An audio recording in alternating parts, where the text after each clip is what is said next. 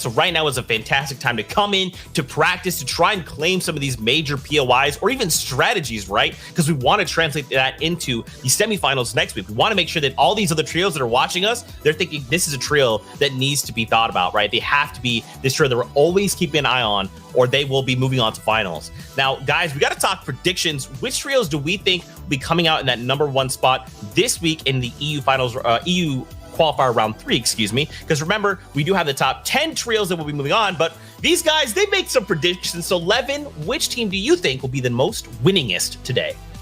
Well, as you can see here on your screen, I've gone with Mr. Savage, tasting an eye drop, and I think it's no surprise. I'm a huge fan of these guys. I think they are one of the strongest trios in the world, regardless of region. And you know, they've had a rocky. They're not you know, afraid of round 4 by any means. They've been here every single week, right? Week 1, week 2, we saw them. Had some struggles though, although today, in the last opportunity, I do expect to see them sort of pull out all the big tricks, right? To try and make their way into that top 10 and get some better seeding, right?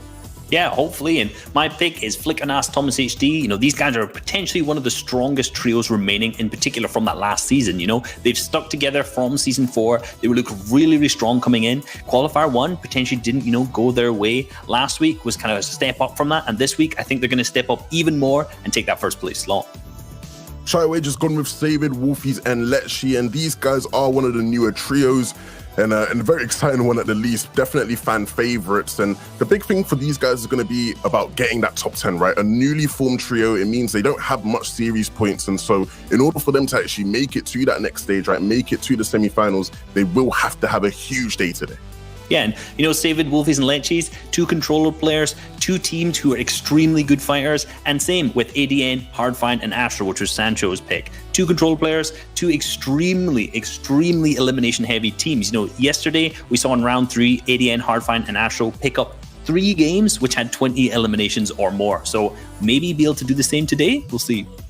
Yeah, these guys are, you know, a really strong trio, right? Last week, they had their struggles. They landed Pleasant Park. It wasn't really for them, right? They're not necessarily familiar with that spot. But this time, going to Slurpee Swamps, which is somewhere that Astro is incredibly familiar with, right? He got to the FNCS Grand Finals last season, landing with Slurpee. And so, shout out to those guys. Shout out to RK, right? The hype man, the guy behind the scenes motivating those guys. I'm confident, right? I think Sancho's made a great pick there. Okay, all right. So now if we had to we've made our predictions, and if we had to kind of turn our attention to maybe trios that we're kind of looking to keep our eyes on, trios that we think could go all the way. Levin, you actually told me of a trio right before the show started that you think is a trio that we have to have eyes on. So talk to me about it. Well, I think there's lots of places where we're going to have to keep eyes on Zeke, right? I think there's a lot of interesting storylines, a lot around the map. I think Reese has gone with a great pick, right? Thomas and Flick, they're going to be looking to get some higher seed and maybe get into a heat with some of their rivals to really knock them out before the grand finals. I'm paying attention, though, to Sweaty Sands a lot, right? I think looking at MCS Jeff, right, his trio, they're going to be contesting with Letshi, Wolfies, and Savid. And so it's going to be interesting, right? Because they are not the biggest names in the world, but they've been landing Sweaty for a long time. And off spawn, a lot of the time it comes down to experience, and they've been landing there for seasons and seasons on end, whereas the opponents, right, Letshi's team, they've not really been landing there for that long. So it could be an interesting battle there. Yeah, and you know, on top of that, MCS Jeff, which Levin has, you know, kindly dropped in the name there, actually fought me in arena and clipped me so hard that he followed me on Twitter. So I have a personal bit in that fight that I'm definitely going to be keeping my eyes on. But I'm also going to be keeping a watch down in kind of the catty corner area, because we have Vato's team who's contesting there, and these guys have had a kind of bit of a rough first 2 qualifiers, and they need a big top 10 today. So it's going to be interesting to see how those guys kind of play that one out. Wouldn't be the first time someone's clipped you, huh? No, not at all. Not you though, Levin, not you. Listen, guys, listen, Fortnite fam, you know we like to meme. That's how we're going to do it. Now, gentlemen, you know, we kind of have a few more minutes here before we do jump into game. So with the kind of the notion in mind of there's trios that need to make this qualifier round, right? And there's other trios that are maybe looking to practice more. What do you guys think the shift in mindset is? For example, these trios that just formed for this qualifier round, they're like, look, this is our last opportunity. If we don't make it here, we don't get to compete. We don't even get to, you know, because you could go all the way to semifinals and hope to maybe make the reboot round and use that to get into finals. There's so much strategy that goes into this. So what kind of mindset do you guys think these trios are having coming into qualifier number 3? You must have a positive mindset and on top of that, be confident about their playstyle and their abilities. If you kind of get that negative mindset in, you know, you're probably going to go downhill in the future games. You know, that's just kind of what happens. As soon as things start to turn in your brain, you kind of just see that in the gameplay as well. And with the current format, if you pick up a victory royale with a couple of eliminations, you can move hugely up the leaderboards as well. So all you really need is to keep that positive mental attitude, keep the confidence up high, and just make sure you play for that good game and kind of be consistent on a few more, and you can make that top 10 and hit that qualification slot. Yeah, I think it's about rising up to the occasion, right? Because in theory, you'd think, hey, look, it's the third round of qualifiers. A lot of the better teams have qualified through already, so we don't have to worry about them. If that's what you thought, you're in for a surprise, because we have a lot of talented trios competing today, right? So I think as long as you have a plan where, you know, you have an idea of, hey, look, we can get Storm Surge tags in this area, right? We rotate here on these zones. I think as long as you have a plan and you stick to it, you'll probably find some success. But definitely, like you said, a big day for some of these trios who, you know, they don't have series points to rely on, right? They have to have a top 10 finish or it's over. That's right. This is kind of the story we're going to be weaving around, right, for especially this final opportunity, because some trios, they have made it, right? They do have these series points they can potentially fall back on, but it's not quite that easy, right, Reese 11? Sometimes you might think you have enough series points. You might think you've done enough, but as you like to talk about, Reese, consistency is that key factor. And if you're not coming back every week, hitting these placements, hitting these eliminations, if at any moment you drop the ball, that is literally the next opportunity that another trio needs to just stick one step ahead of you and be like, all right, now you're on the back foot.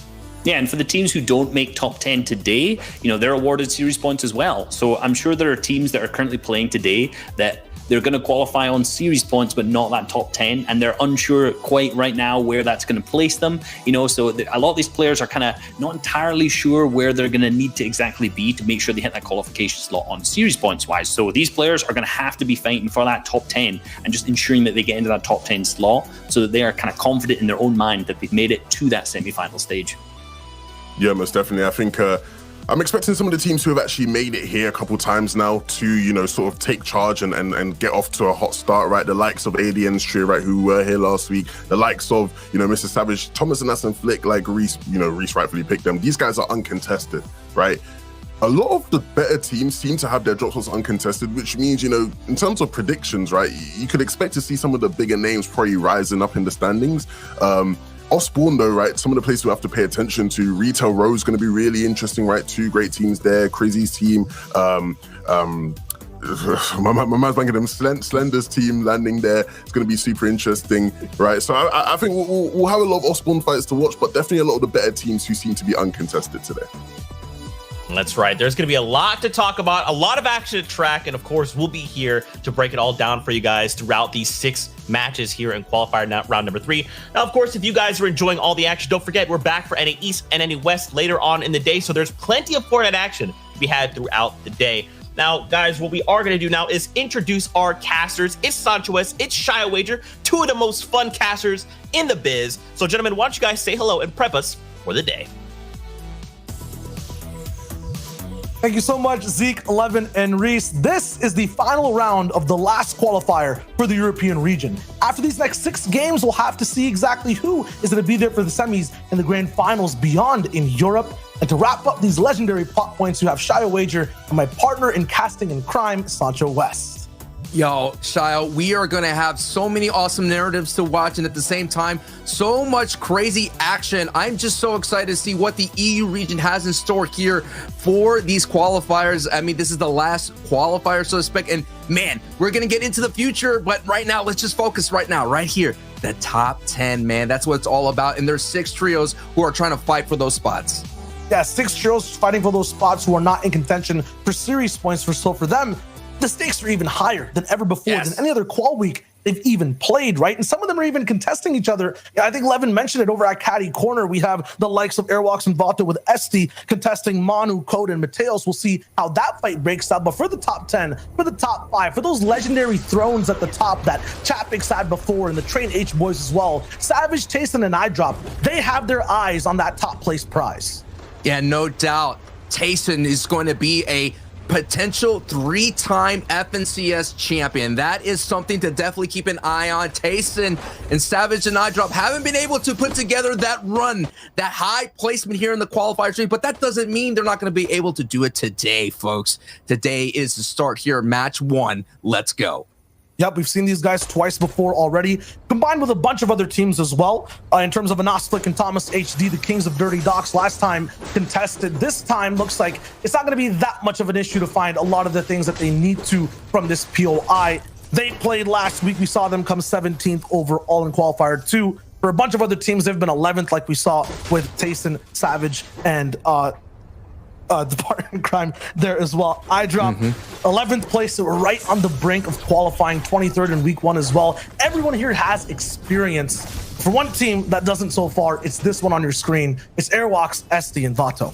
Yeah, but that is not going to discount. These teams still very experienced in the FNCS world. We all know where Airwalks is coming from alongside with Vato. They did have a decent run in the previous season with the FNCS trios landing north of the Stark Industry POV. But this is the battles that we're talking about here. Can Savage, Wolfies, and Lecchies solve these kings of Sweaty Sands who've been here for the majority of the season as 11-2K, and so far already starting with the defensive posture, considering that they're on the low ground, have to deal with that tower height pressure from Caldrio and Effect. And that's what here, these is one of the 6 teams, folks, at home that they need to get in the top 10 in order to advance into the semifinals through one of the most easiest routes before avoiding the reboot van, and already some dangers afoot here. A couple of tags, but no one's really committing yet to the fight.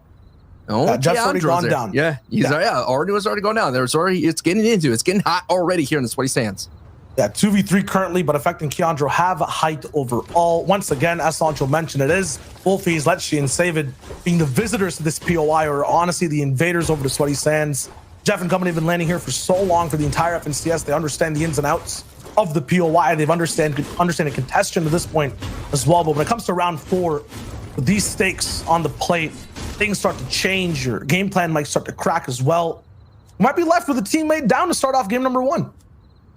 Yeah, this is going to be a huge engagement right now. Good to establish Sweaty Sands. If Wolfies and Lecchi and Savage could get this job done, but not to discount the Effect in Jeff and Keandro. They have an opportunity to let these big-time names know that they're here to play as well, and they earn their right. They've practiced this. They scrimmed this to Heat's end, and they know exactly how they do to overcome this. Now we're just still, again, it's a 2v3 situation. HPs are about the same. Still, the high ground goes to Effect here. And we all know high ground is always king. Doesn't matter what universe, what galaxy you're come from. When you hold that high ground, you're very dangerous. Now we're going to go into another POV for a section. Taking a look here at the Colossal Coliseum. And wait a minute, some new updates here. Effect does go down. So that was a big time engagement. Now it's going to be definitely a 3v1 situation. So that's going to be a huge advantage right there. Actually, that is a fully team trio wipe. Lecchi, Wolfies, and Savage are able to overcome their early jitters and get the job done. And now they hold true, and they have all the loot in the world and the time. And more importantly, those Storm Surge tags going forward here, Shio. And we talk about like their momentum and the story they had with momentum overall this qualifier in round 3. Not the hottest start, but they really picked it up towards the end of the day. Looks like it might be the opposite case coming into round number 4. So we'll see how it works for them over at Lazy Lake. You and DKS and Blackie all have this POI locked down, but whenever you talk about Lazy Lake, you're always gonna find rotations over from Caddy or Retail fast. So even with a quick fight to start things off, it's not gonna end that quickly for these guys. I already see one trio on the border towards the south side, outside looking in. But across the board, 87 people alive, 30 teams still ready to play.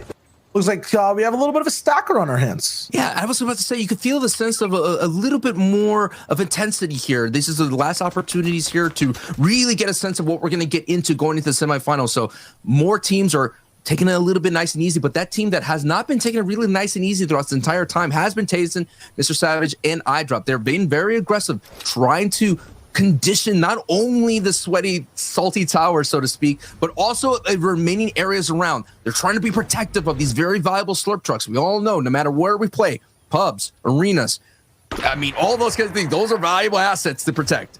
I mean, these guys were protecting the Slurpee truck over in Slurpee Swamp last week. So. Hey, they really want to make sure. Protected it all. Maybe we see him in Steamy today. Who knows? But for right now, they're taking control of, you know, those hot points of rotations, the bridges, the metal, making sure there's a little bit of a cost attack, so to speak, for other trios flying by. One thing, as we were watching this engagement here, Lazy Lake, where is Airwalks coming from? That winter station type vibe, the weather station? Where is that trio coming in, and where is the Catty Corner trio coming in from Manu's trio? So those are the trios again. They are in the need to qualify in the top 10, and they haven't rotated through here to Lazy Lake. So we're not yet seeing a lot of the traffic jam. Right now it's just a standstill. They're kind of looting properly. And look at another engagement where they're allowed to kind of loot, but still 200 HP fully. No exchanges in fire. We've just seen some builds, some posturing, some gesturing, but no exchanges just yet. We all know how valuable this is. Look at Colossal Coliseum. So many trios already inhabiting this deadly POI. Yeah, this is, I think, the best named POI in Fortnite, because honestly, the entire map ends up here, and we see 3v3 fights like it's a Coliseum, 24/7, every region, and almost honestly every single game. This is one of the most dangerous spots to be in. Besides that, a spot of great control is obviously Lazy Lake and the mountains over at Hunter's Haven. You can get so many good tags. Lago Piros and Alice, these guys were looking really good coming in from round number 3. Had the most top 5s out of all the other trios. Honestly, had on some of the best gameplay to watch overall, and we'll see exactly how that translates over to round number 4 today. And it's that gameplay that's going to carry us over as well, Shio. I mean, look at that. Only 3 trios have fell. And I mean, this is going to be a huge factor of Storm Surge. Storm Surge will definitely rear its nasty head, so to speak. And for those of you who know, Storm Surge penalizes, it hits, it tags 25 HP for the most passive team. So right now it's going to activate not in the 3rd zone. You'll activate. So once that activates, 70 players have to remain up. So right now, technically, that's 17 teams that have to be working towards Storm Surge, but that's always on the top of everyone's minds. And where are we going to get our tags? Where are we going to get those valuable hits so that we can make our rotations clean? Because we all know Storm Surge is the thing that kind of activates everybody, and everyone starts sending shots to and fro. You don't want to be opening up these edits there when you are surrounded by other deadly trios, because in this world, no one misses.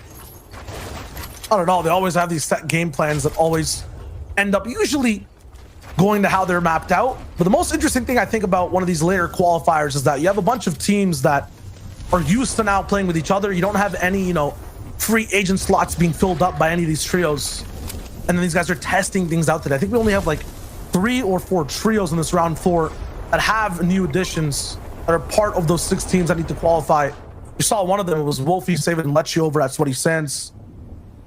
Backfees, Arjox, Xenorilla. These are some players who are playing with new trios entirely. For Braxo Meta and Expert here, we saw them on the outskirts of zones and qualifiers prior. Play things out really well, but not have the best end game strategy or plan. So for these guys, they're in the same spot. And we have seen it work before. We have seen the new trio of Benji, you know, and the Matzo and Amplify. We saw that trio do really, really well. So the question is, can these newly formed trios, who I have to do it right here, right now. Last time Benji, Matzo, and Amplify, they had that one opportunity where they could slip up, right? But they kind of got in with the force and vigor that's never been seen before. Those other ones that you mentioned, it's now or never. Mago already securing one of the best mountains in the game. Nice to see that game plan going through and through. Expert in the same spot we see in most calls as well. Inside the zone. Always dangerous to sand tunnel around, but these guys should be able to get out unscathed. I guess not. They're going to commit to that fight. And game heals will have to be used, or at least shields for now. But, you know, shields buy you time to give you the opportunity to make plays like this. I would say aggressive, but they're being a little bit passive here on the shot. 1v2 is going to be difficult. Expert gets flacked on the back wall, and he gets taken out with 2 tacks. Man, all of a sudden, you know, you get 2 tags in the back with attack, you'll be out just as quickly. And then I was going to, you know, give some a little bit of gas to the Expert trio, as only one remaining here is that Zaus and Brasco is going to have to sand tunnel his way out. But this has been a trio that's been into multiple qualifying rounds this FNCS. coming in qualifier 1 in 15th place, second in 24th. And before this, it came in 24th place in round 3. So a very consistent new trio on the scene. A lot of new names to try and be established, going up against the old big names. And this is also like you mentioned, a new trio, right? The Scout and Zestin and Backfeed, they're trying to get in. This is another of the 6 that we're all going to keep an eye on to make sure to keep tabs on and see how their narrative ends. And what's been so fascinating as well, Shio, is for those of you who missed out qualifying 1, qualifying 2 rounds, teams got in with their last game efforts. And Scout sending in those snipes. If he connects, that's not necessarily going to be a clean pickup, but that's going to be a very valuable storm tag, because as you look right above, they are below the damage threshold at 55 below. That's why Scout is just sending it, because 15 people have to go down here very shortly. I'll look for tags. It's nice to see these guys early birding, though, for the zone and getting in as fast as possible. Unfortunately, many other people are even earlier, so a little bit of a gap in pushing forward and getting towards the center. They're slick around the edge. I mean, Shio, you could just feel the tension, right? You could just feel it. You know, a lot of people are not really fully committing to it. You could just see the edits are being very particular, and every hit matters. Zestin now just getting tagged, going into it. I mean, the heart of Lazy Lake here, now he has to dip into the heels. It's just, this is what FNCS is all about, man. I know this is only qualifiers. We still have the semifinals too to go to. We still have the finals, but these right here, these moments still matter, folks. Absolutely do. If you end up using too many heals, these portions are kind of absolutely out for gas when it comes to that end game. And right now we're still seeing Titans take over the best spots overall on the map. Up in the penthouse suite of Lazy Lake, for all the buildings, we do see Anas, Thomas, and Flick, and right down below, fighting it out in the dirt, so to speak, just in the hotel lobby. It's Scout, Backfeed, and Zestin up against DKS, Blackie, and you. And these guys have been here the entire time at Lazy Lake, haven't moved. Had the blessing of the zones, but right now are getting cursed by the bullets. Scout and Backfeed. Here's that trafficking I was talking about, right? All the other teams are now rotating. That's been on that other side of the map. They're finally making their way in. You talked about teams getting in early. A lot of teams are moving in late. And that's what, look at this. Look at the mini map, man. There's just so many people. So these valuable moments right here are so big for Scout in this trio here, Shio. They need to get these tagged. And that is why they're just literally box diving as much as possible. Try to go through as many builds. But the defense is very strong. And so far, they're not being able to secure anything. And they already have it. There's a knock here that goes down. But look at it. Surge comes in, they are able to get a knock, and then now they're able to hold off Storm Surge for a moment, but still 12 competitors have to go down, and there's for a moment to breathe to pick up Backfeed. But that's why you're seeing these engagements pop off, and more arrows are coming into Lazy Lake. I want to breathe, but they're still kind of in a chokehold. The HP cost for that was so massive.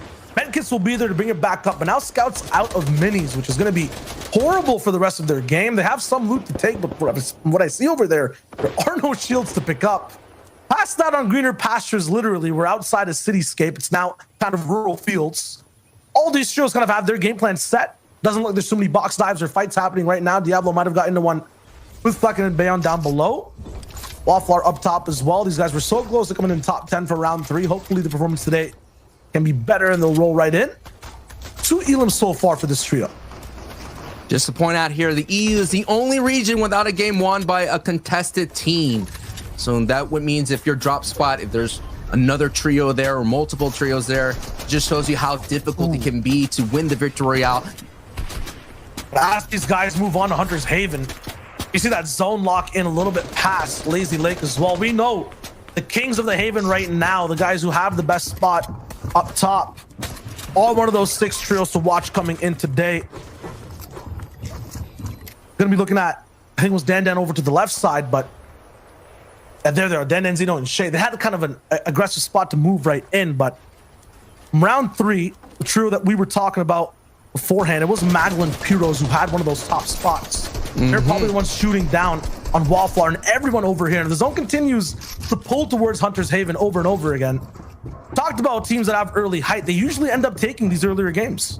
Yeah, and what's going to be so interesting here is this in-game is going to be surrounded by Hunter's Haven, and throughout the entire FNCS in terms of multiple past histories, you know, the Sentinel Graveyard, we all know what still looms is multiple mountain vantage points. So there's going to be multiple people kind of placing their investments into these mountain ranges. And if they get one correct, like Nikoff and Alpha and Blaster sitting off that top right, they're going to have a very strong advantage to walk away with the victory royale. But down goes Ewan there. Aiken going down into the backside, to the back of Storm. The Playwell boys being pressured into the backside as well. This is what happens at the cost of early rotation, as Airwalks and Etsy and Vatos now are the new front trio that people are getting focused on. As Zestin and Scout, who we did see battle into the heart of Lazy Lake, now have a really decent advantage here, but they have a lot of work to. But look at it. Late rotations cost you HP and cost you a lot of opportunities to survive, and you will soon get converted and you will soon get lobby focused as DKS gets the mighty might of those beams, and down goes DKS in a moment. Yes, Blackie gets converted as well. A full trio eliminated right there on that rotation. That battle they trying to hold down into Lazy Lake definitely did cost them there. All they had to do is just move over one city, and they would have been fine. That's how refarming, making sure you're going for loot, more trios coming in and out. It's so difficult to get out of your little box. I understand. Look at us, Thomas, as well. Kind of like every, you know, little family night movie you watch, the kings end up becoming the paupers, and then they have to regain their height and, you know, throne once again. They were looking so well before, now have to rotate fast, and there they are, Lolas, Maggle, and Pyros all the way up top. I was gonna say, this shows you that lining order he to the right, the calmer type action, and this all is not on the white line, a little right, left to make a little bit chiller. They'll be inside the fray with every other trio as well. We were talking about Zestin moving in, the Scout back. They were moving in aggressively. They didn't have the peaceful times on this road trip ride like Anoslik and Thomas did. Alex Walford from the backside as well. They're looking for big shots, but they get clapped back immediately and wrapped up. Two dogs trying to be picked up. That might have been a mistake, Walford. And now from all four sides, plus from high ground, beams are coming right through. And they're taking the brute force of it. Flick actually gets reversal back for as well. Eats with a huge shot. Dog's not fully taken out. Walford will have to be the key to this combination of shots and honestly clutch plays. Tries to scoop out Flick a little bit, takes a shot from the left side, has to keep moving forward. Not possible. Here comes the big beam from height 2. It's just wood builds. It's just 2 walls. There's nothing he can do. He gets wrapped up. While that happens though, Anos goes down. Flick is gone as well. It's just up to Thomas. They had the penthouse suite. They were evacuated, now exiled from game number 1. Heroes, Maggle, and Lolos. Oh my goodness, the spot they have, and the zone pulls towards them as well. Okay, not that lucky, so they'll have to move all the way across. See what ends up happening.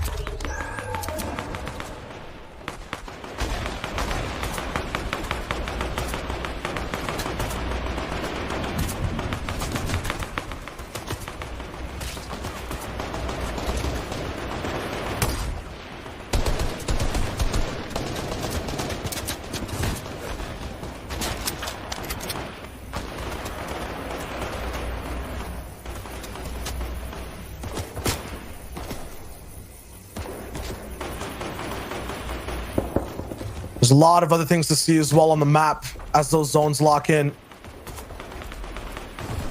Leshy Wolfies and Saver are on low ground, all the way down below. They're in a little bit of a spot, looking at exactly where they need to go. We'll see Sancho roll back in just a little minute, but it'll be just me showing you guys exactly how things are rolling around. Gray goes down on low ground as well. Wolfies actually is the one to pick him up. Pyros, Olo, and Maggle, these guys were rolling in a little bit from the high ground side, but got what looks like built over.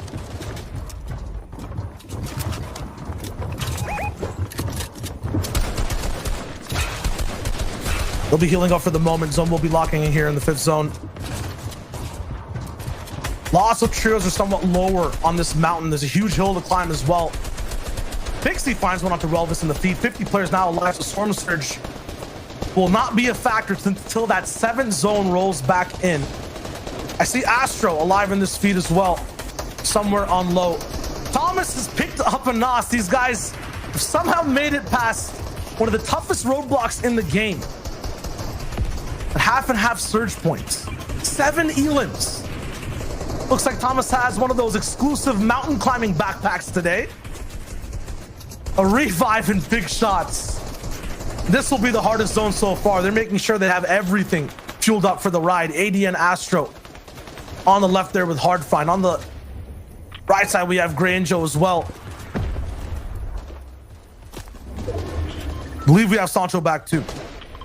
Yeah, for a moment there, I was left behind on my rotate, but I'm here, ready to go, bouncing right back into action, just like Stasio and Vapix and Cynics going right in over with the high ground bounce. And because everyone's rotating, no one's going to be able to beam them. What a great look at all the chaos that's happening here on this rotation. Here on the backside, though, Savage and iDrop are in trouble. But the story is we're going to keep on to with Stasio, Vapix, and Cynics, who are able to bounce over and reclaim height on the front side. And they are armed with that dangerous RPG. RPGs being sent out, being down below. No tags with it, but so far picking up with 6 elims. Now sending into some massive shots into the wood builds of Lecce here. And now, Shio, they're just going to be a big nuisance at everybody, and they're going to have the big old pitchfork of an RPG to slow everybody's rotation. See exactly how long they get to last, because on EU, once that 7th or 8th zone rolls by, there are trios that like to take risks, and this is the week to take those big ones for the top 10. Everyone stopped. They don't want to dip their feet into the water just yet. They're trying to hold out, but the zone's like, no, we're pushing way past and going straight forward on this end game zone ride. A bunch of people bouncing all ready to get off of height. Storm Surge ticking down as well for those left side trios. Thomas now down in the feed, taken out completely, and high ground is way too high. They will hold this throne for game number 1. Taking a look at as well, second from height, it is a very strong, consistent trio of Nika, Blaster, as they are second from height, but they have to be so dangerous. Now they're being focused on the low ground. It's pretty much non-existent. It's all water, so it's going to be one layer above. And as you can see, so many builds are going to be used here. And now we're going to meet this kind of impasse here, Slio, as the dam now is going to be protecting everyone from the high ground. Let's see which way we go. 4 seconds to see if everyone has to throw. Oh no. Their bodies over the dam, and almost. No, not just yet. They have to actually ride the bridge the whole time. Oh my. And there is no way to escape down below. You cannot drop or have your floors taken out. SD, Airwalks, and Vato are playing with fire.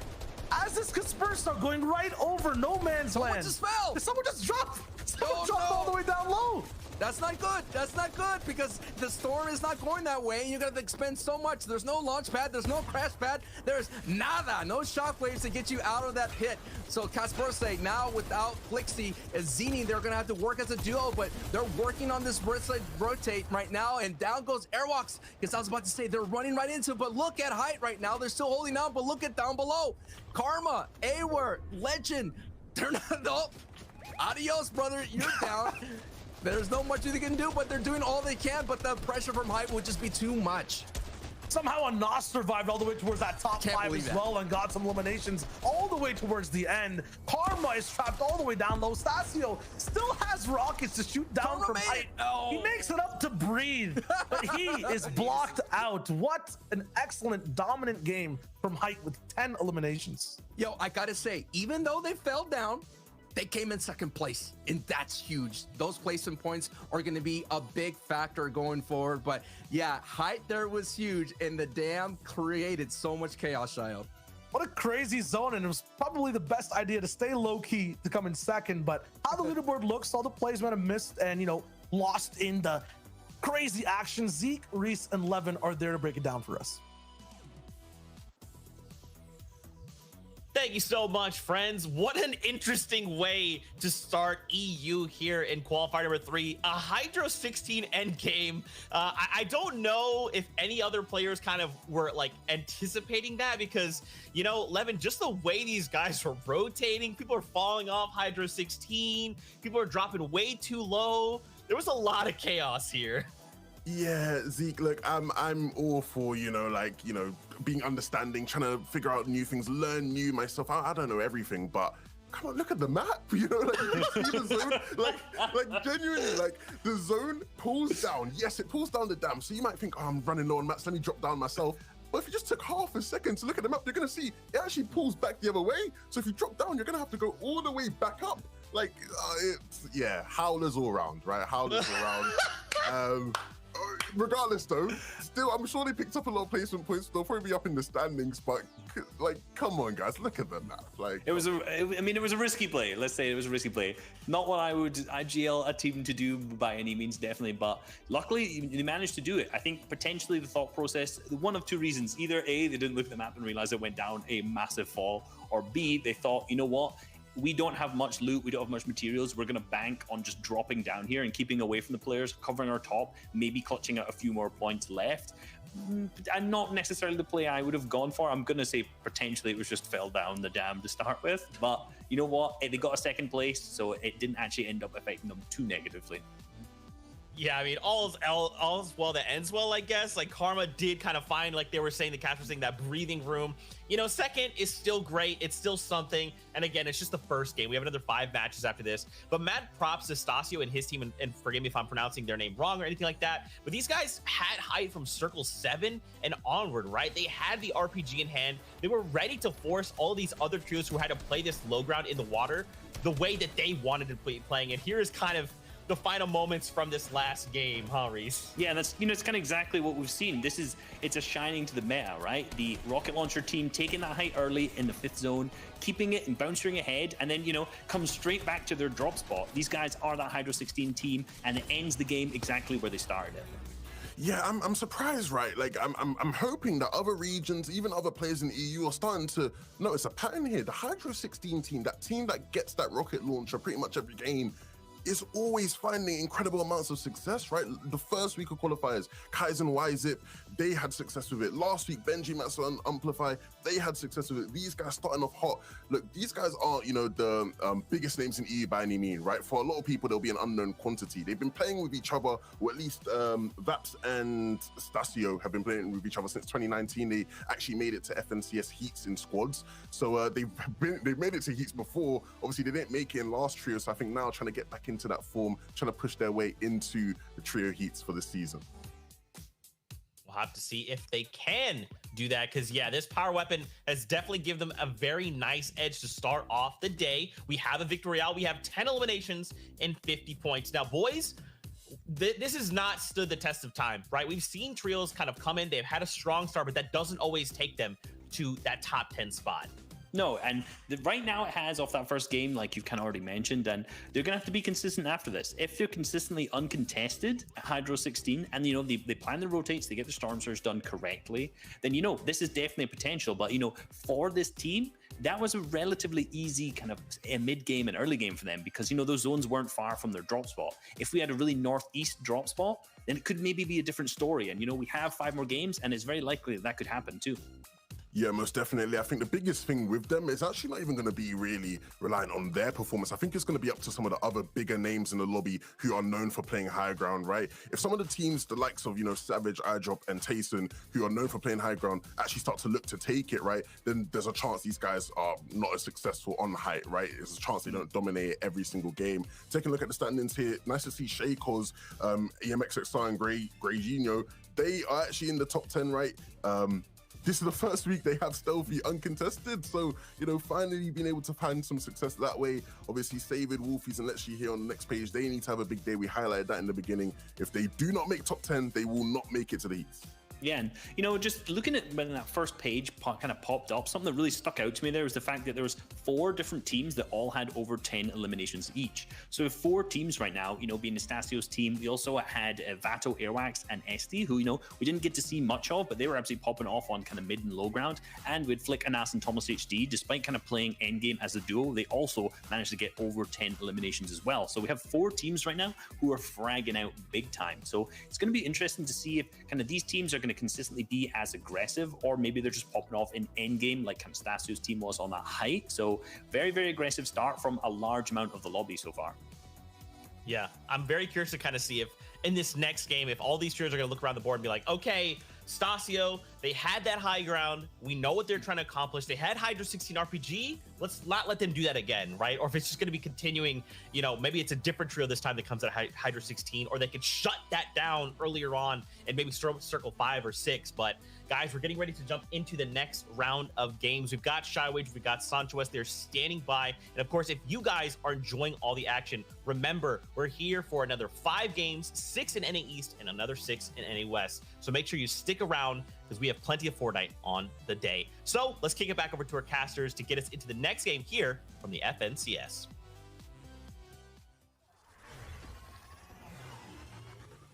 Explosive game number 1 overall that honestly had me, you, Sancho, and the rest of the lobby at the edge of their seats and builds with that damn, zone as well. The Hydro 16, man, no doubt had a lot of action. I mean, a lot of our teams had to navigate through a lot of crazy terrain. They had to go through the mountain range of the Hunter's Haven. They had to go through that big time lake north of Misty Meadows. And now they had to go through Hydro 16. But at the end of the day, there was one trio that stood tall, and that was Stasio, Cynics, and Veps. At the same time, though, in second place was Aerox Vato and Etsy, and they need to come into the top 10. So what a great performance from them just to keep that ball rolling in the positive direction. And Flick Thomas and Anas, a very powerful performance as well with 35 points. And let's take a look and keep up to what is happening with our Victory Royale winners. These guys landing all the way over at Slurpee or on the brinks of it, looking for exactly whatever they can pick up. This is game 2 of 6 overall. Looks like there's a different trio landing inside the actual factory, while these guys kind of go on the outskirts and to Hydro 16 to pick up that rocket launcher and, rain havoc on height when they get it. This is just a very textbook type of Victory Royale, as Levin and Reese kind of pointed out. The key factor was on their rotation that they were able to bounce over and reclaim height and then hold on to it. And about 6 RPGs, and you're seeing the feed light up a little bit.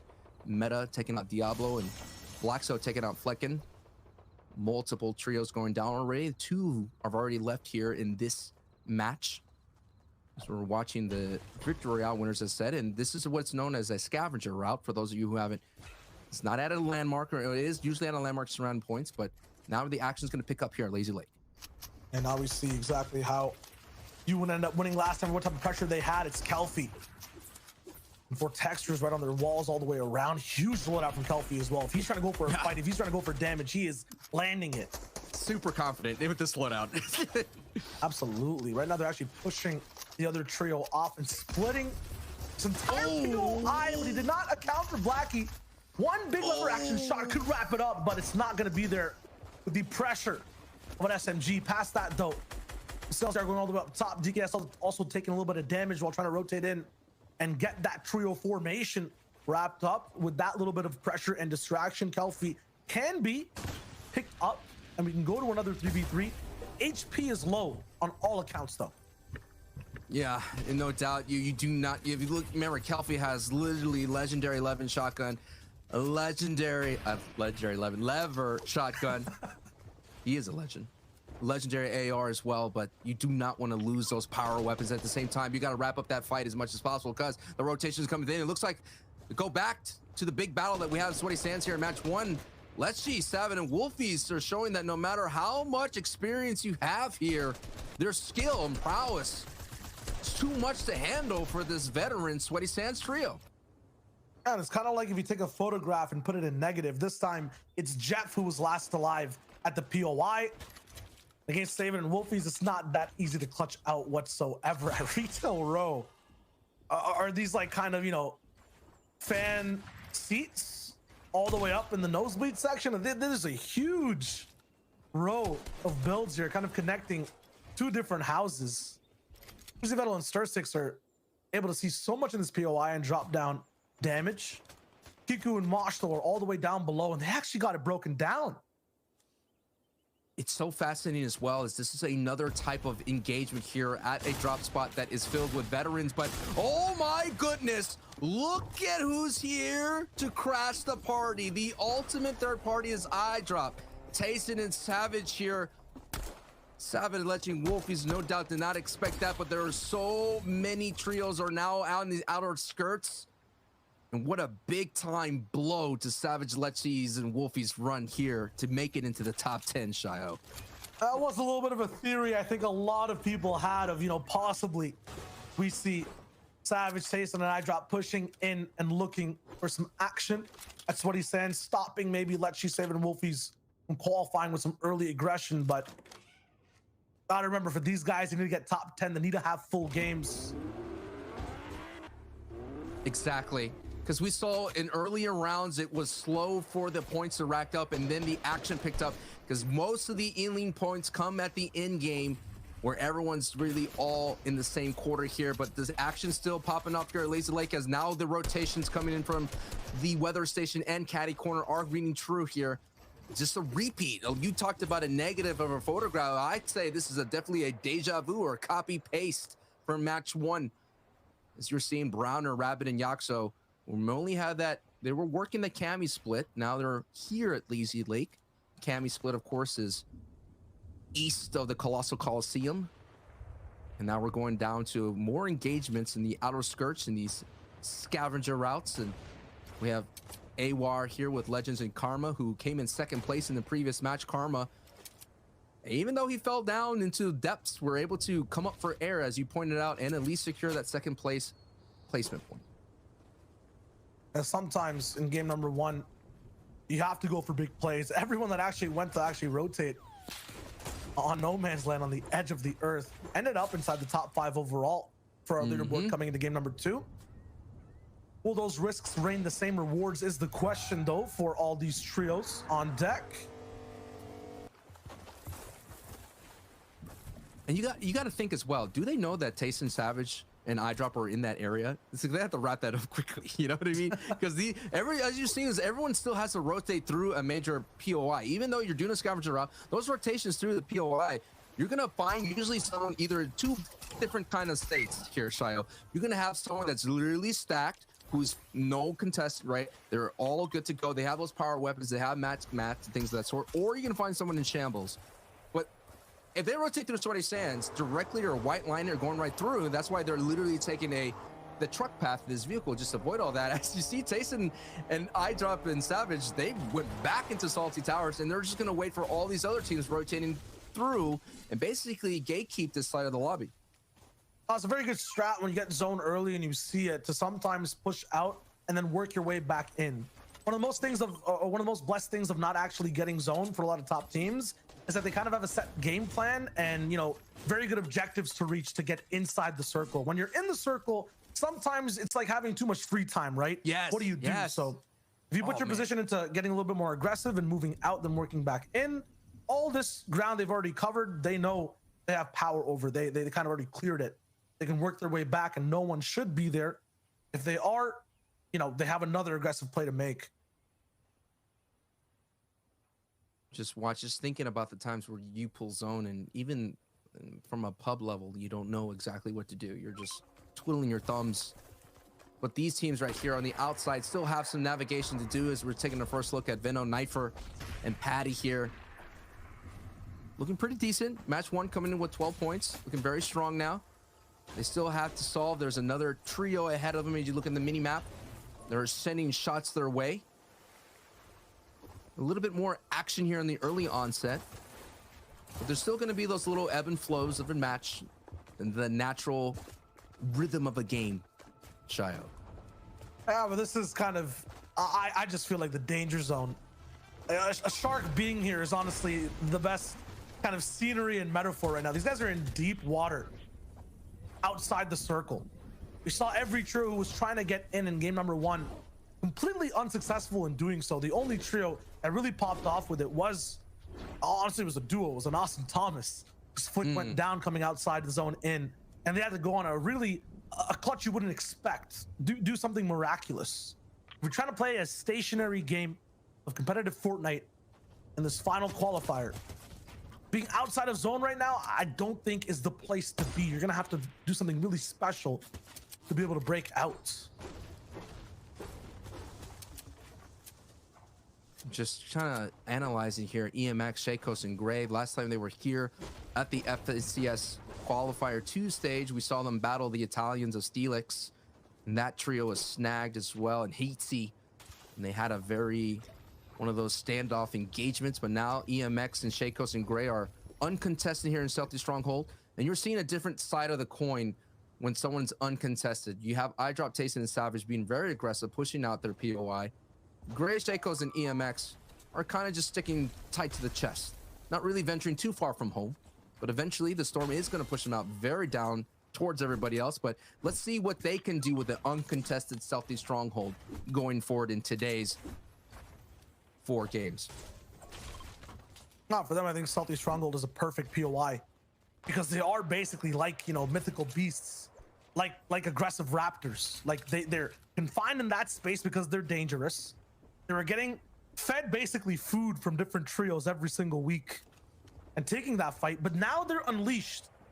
They're basically aggressive, fast, box fighting dinosaurs rolling around the zone. Listen, but the question is, are they clever enough to actually put a statement game together? Last time they were contested, they kind of chilled there. They kind of had that basement hole, was very interesting, but I want this team to make some noise here. This is a French trio that has a lot of history in the FNCS going all the way back to the World Cup Duos qualifier days for some of them. And they have a lot of experience with a lot of the players here today. So this is what I want to see from this trio. What kind of noise can they make today? What kind of statement they can make today? Because, yeah, we're going to talk about those top 6 teams that need to get into the top 10. But still, I want statements to be made here for the rest of the E region to let the rest of the E region know, like the Analexes and the trios and all those kind. The semifinals is going to be a tough ride.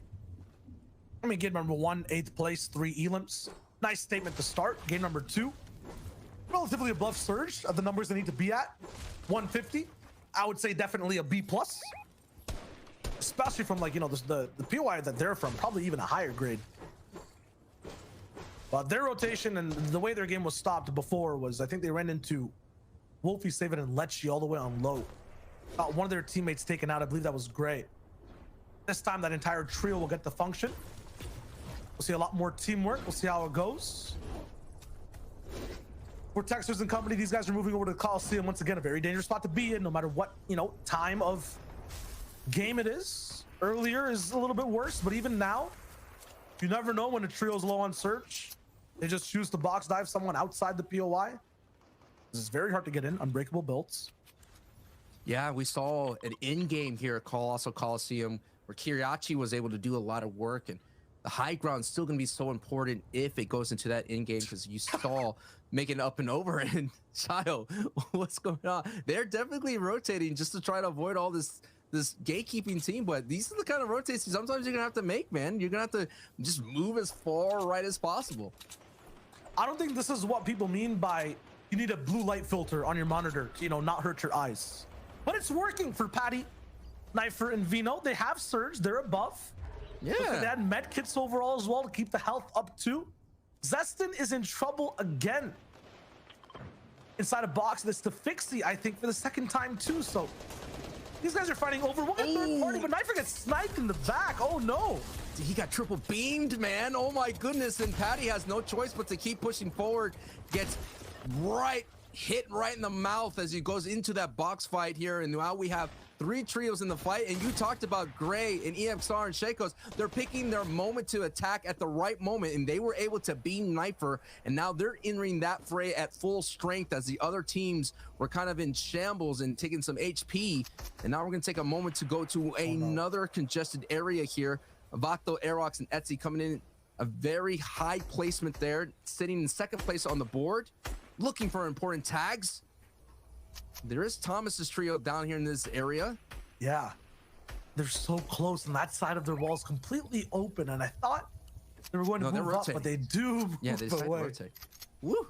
That's a very dangerous trio to have neighborly. We did see that trio on the broadcast take out another one on a rotate very easily. Look at the leaderboard right here. We have Stasio Sticks and Vampix with 50 points. Second place, we have Airwalks, Etsy, and Vato with 42. Flick and Austin Thomas, 35th with 35 points. Casper, Zini, and Flixie with 34 points. And in 5th place is Legend, Karma, and Arwar coming in with 29 points. And of course, that second place finish. But now the story here is Tayson, iDrop, and Savage, who have been all around the world, it seems like. But now they have to be on the defensive front from that hour here. or A were. I know that's a Fnatic A and E. Gotta spit it out somehow. But now they're on defense, and when you build out a metal, that's going to be very difficult to penetrate, and that's going to require a lot of investment, a lot of ammo investment. That's what makes Tayson and iDrop and Savage dip into those hard mats.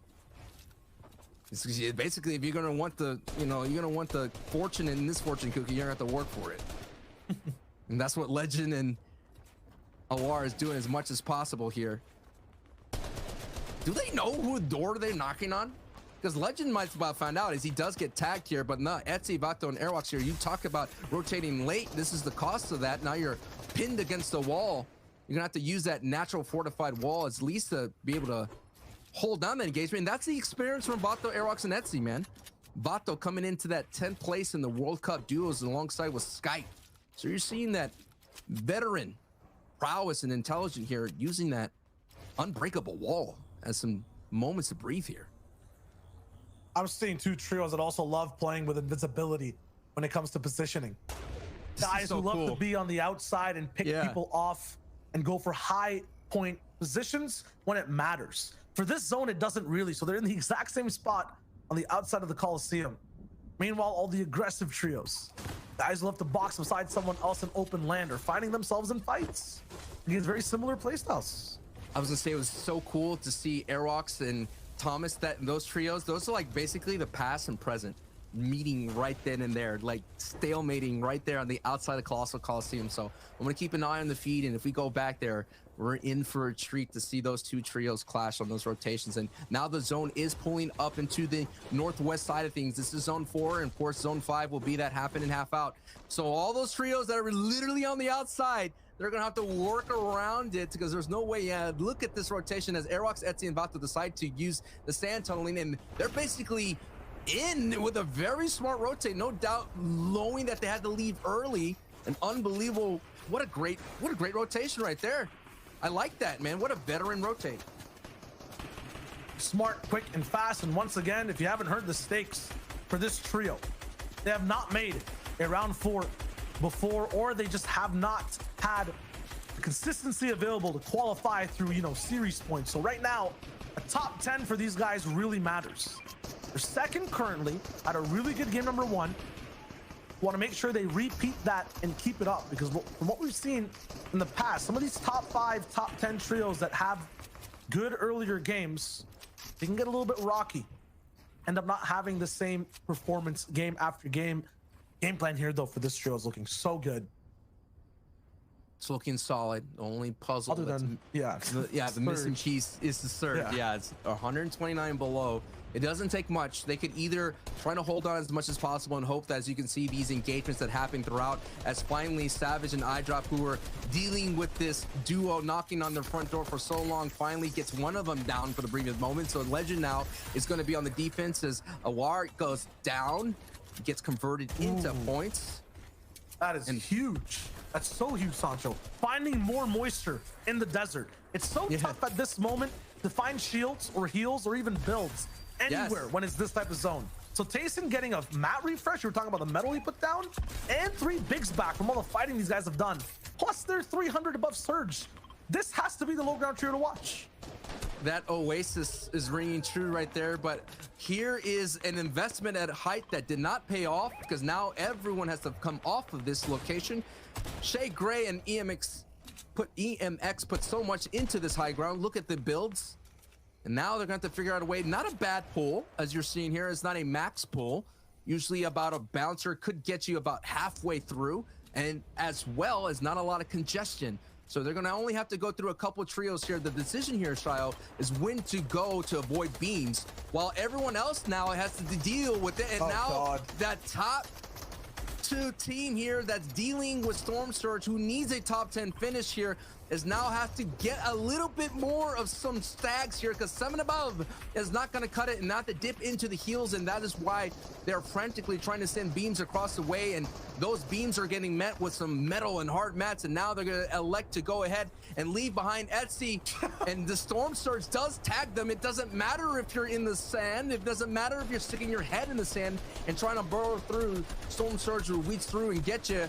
And as well as some of the lobby, as Tayson, iDrop, and Savage are big chilling because they got some valuable Storm Surge tags, and now they have the ability to just pick off anybody who is frantically running from Storm, and not only that, frantically doing their best to stay alive and avoid Storm Surge. As Zarios gets just beamed out of that state.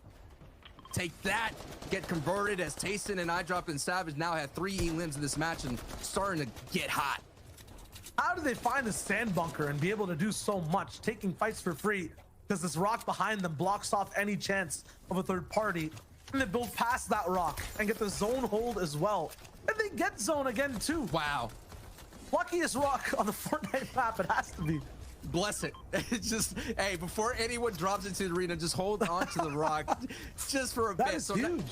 now we got to look at who's actually sitting on the front side of zone at height on the bottom right of your screen. It is ADN, Hardfire, and Astro, who came in first place here right before this round, who have been on a terror. And we have yet to see them on the broadcast. And ADN, Hardfire, and Astro, newly formed trio, who's just on the same side of Amplify, Matzo, and Benji. So this is going to be a huge victory royale for Astro, Hardfire, and ADN to keep up that momentum from the previous round. And they have that RPG in their back pocket, and they're just going to elect to do a God Tarp over this entire rotation here. And so far it's looking strong, but if anyone looks up, they're going to have to deal with a lot of beams to get through that metal, Shio. Yeah, I mean, the more time this is kind of connecting alive on these builds, the more it regens over and gets big health. Connection there on the backside too. Looks like they took out Stasio, Sinks, and Vap as well because they have that rocket launcher. Past that too, though, on the low ground, we see Krusty Blackstar rotating. Flick still getting some picks on the Mosh. 16 trios alive now in the 6th circle. We'll see how things roll. Astro last time came down in 15th place in game number 1 with just 13 elims. That was way later in the game too. Mateos gets a few picks. Thomas again converting onto Jachu and Karma, getting even more. Airwalks finally goes down, so they got to live all the way to this point, but Mateos picks them up. Another trio that needs to get in top 10 today. That baton kind of gets passed, and now Astro is working so well to stay ahead from zone. These guys are essentially playing on their own Fortnite map from what it looks like. They're in their own dimension right now, building their... Oh, this is the biggest tarp I've seen. I know, it has gone from a God Tarp to a Titan Tarp. Bigger than the gods themselves. And they're holding on as much as possible. They only have 1 RPG though, so it may not be a victory royale just so easily. But now you're seeing the chaos that's happening down below as Zest and Scout are actually in this fight. And you mentioned Airwalks, who was able to at least sneak into 1 placement point, but Tayson, iDrop, and Savage getting someone else. Expert going down into the fray. Now you're hearing the shattering of bullets colliding against builds here out in the distance. So many beams, and now the nice rotation here on the right side, getting into the front as much as possible, but now they're making a great rotation, and now they kind of separated for just a bit, but now you're seeing this. No, actually, yeah, they're right behind. What a great tarp right there from Tayson, and you're seeing the mechanical prowess. No missed edits, but the pressure from a hot has to be acknowledged in here, and they keep moving forward. So let's keep it on right now here, so as they get another knock, and Kepi now is running for his life in another elimination. Hunting down over and over again, looking for any morsel, but Thomas oversteps and gets taken down. Now, once again, a dual clutch has to be made, but it's Flick who's going to be up this time. No, it's Solo. So 4 elims, 50 builds, and the best loadout you could possibly ask for in the end game. Let's see what he can do. Has to drop down with pressure and break in. It's a game of seconds here on these pickaxes into a full trio as well. It's not possible. Shakos takes him down, and now Height goes down a little bit more as well. They're going to crush every single low ground trio with both pressure and their bodies. They're trying to connect to this mountain over here, this little hill, and make sure no one can really gather from it, build up, or do anything once again. They have a good foundation. Gray's still alive in the low ground too. Dekoff, Blaster, and Alpha, that low ground trio you love to watch, is active as well. But ADN now is going for Height. Tayson's also there on mid. I think it's a 3-way Height fight currently. Big bouncer coming in from Tayson. No elims down just yet. 4 different trios. ADN goes down. He gets super finished. iDrop also taken out in the fray as a trade. Savage is there too, making sure he gets the entire finish up. And Astro is still holding Heights. What a phenomenal Height kind of contested by iDrop Tayson just to get a little bit of damage to Height, and that's going to give an opportunity for everyone on the low ground like Shakos' trio to be able to walk away with this victory royale. 1 RPG here for Astro here could kind of ruin the run from the bottom team, but Savage is still in this fight here. Savage is holding on, and that's going to be 8 elims almost getting his 9th elim, but going down. So now Astro, alongside with Hardfine, Astro there is going to be the solo member of Height going up against the low ground team. And it's a battle between Shakos and Astro. Low versus high, and Astro has so much HP that it's going to most likely be an Astro Victory Royale. He has some, yes. Wow. That's it. The splashes, and what an unbelievable hold at Height from that trio, and walking away with the Victory Royale. It wasn't ADN trio. They almost had a free pass, but Tayson's trio showed up at the last minute and made things so much more interesting there, Shio. Yeah, at first I thought Astro was kind of the insurance department of that trio, but he showed me at the end there that he's the high ground CEO, stopping multiple pushes and clutching out till the end. I mean, Zeke, Reese, Levin, I got to know what you think about that game. Boys, this is a very different game than what we just saw in game number 1. Astro, Hardfine, ADN. I mean, these guys took Height so early. We're talking right before moving. They had mats. I mean, Shy Wager called out. They're playing their own Fortnite game. They were using so many materials, a massive tarp. They had the RPG that Astro also saved, which is crazy because the caster was like, hey, this guy's got one RPG. And the moment anyone tried to take high ground from them, that is when Astro used it, just turned the entire tide of battle. And that is ultimately what gets them the Victory Royale. Yeah, and you know, it's been a different game, but there were a lot of similarities in this as well. You know, this time they went into that kind of 5th zone, taking that high ground, coming a little bit earlier before the zone started moving, and because they actually picked up that elimination earlier on Stasio's team, they had that RPG, kept it all the way through high ground, and because they also managed to pick up so many eliminations, consistently keeping them fueled up on materials, moving all the way through, and you know, Astro playing that great IGL role, keeping that rocket launcher for the very end as well. You know, you saw him make an absolutely critical use of it. The last rocket onto that high ground to knock out the Height that was Shakos, I think, on high ground above him. Beautiful, beautiful. Yeah, I think all around, right, it just shows exactly what you expect out of these guys, right? Astro is sort of that veteran. He's been around since the earliest days of competitive, back when I used to be a player, right? So you know it's ancient days. A long time ago. Yeah, so I think seeing him being able to maintain, you know, have that composure, right? Because we saw ADN go down, we saw, you know, Hardfine eventually go down, but, you know, Astro understanding, you know, we need to win this game. We put ourselves in a great position to win this game. I'm not going to go down at any cost. And so just great stuff all around. I said at the top of the show, right, they had a tough time last week landing Pleasant. This week they're landing at their home of Slurpee, and it's paying dividends, clearly. Yeah, and I almost want to say, like, in this game that you can kind of feel there's like this tension in the air, right? We're kind of following all these high profile trios, and on one end you have like Astro and his trio, right? And they're doing well, they're above Storm Surge, they have materials, they have all this stuff, and on the other spectrum you're seeing teams that are like right on the edge of having Surge start to eat them alive. It feels like when we're kind of following these trios, there's not one trio that's kind of pulling away. Everyone's kind of feeling this. It could happen. Anything could shift at any moment of the game.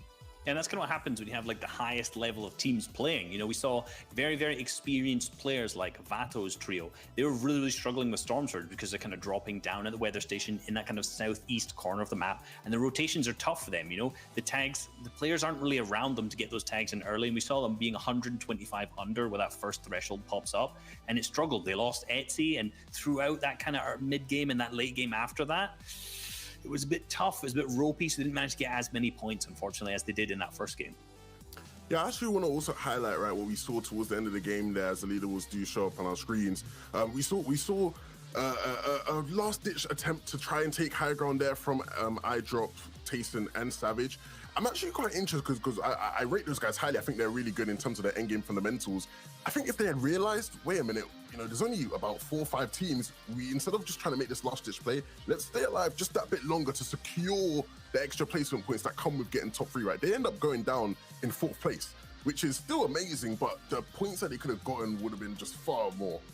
Yeah, absolutely. No, we can see right at the start, they start this off, we're talking about Storm Surge. Why is their Storm Surge doing so well? Because they're contested in that early game, right? They're contested in the early game, games 1 and game 2, and they managed to pick up those eliminations incredibly quickly, and this puts them above the thresholds. And right now, looking at the leaderboards, we can see them moving up to 3rd after that big Victory Royale. In 1st, we have Flick, Anas, and Thomas HD, who yet again had another massive elimination game, and they're just being really, really consistent overall. We saw kind of in that end game there, Flick Flick having the absolutely incredible full gold loot. And actually what we saw earlier on stream was the lazy team in that early game all had that loot. So clearly there was an interaction at some point that got Flick completely stacked, and he picked up a ton of eliminations because of it. Yeah, and once again here, taking a look at that next page, Airwax, Etsy, and Vato in the top 10. This is exactly where they need to be, right? These guys are one of those trios who, you know, it all comes down to today, being in that top 10 if they want to make it through, because they don't have enough series points to carry them through. So these guys need to continue on this momentum.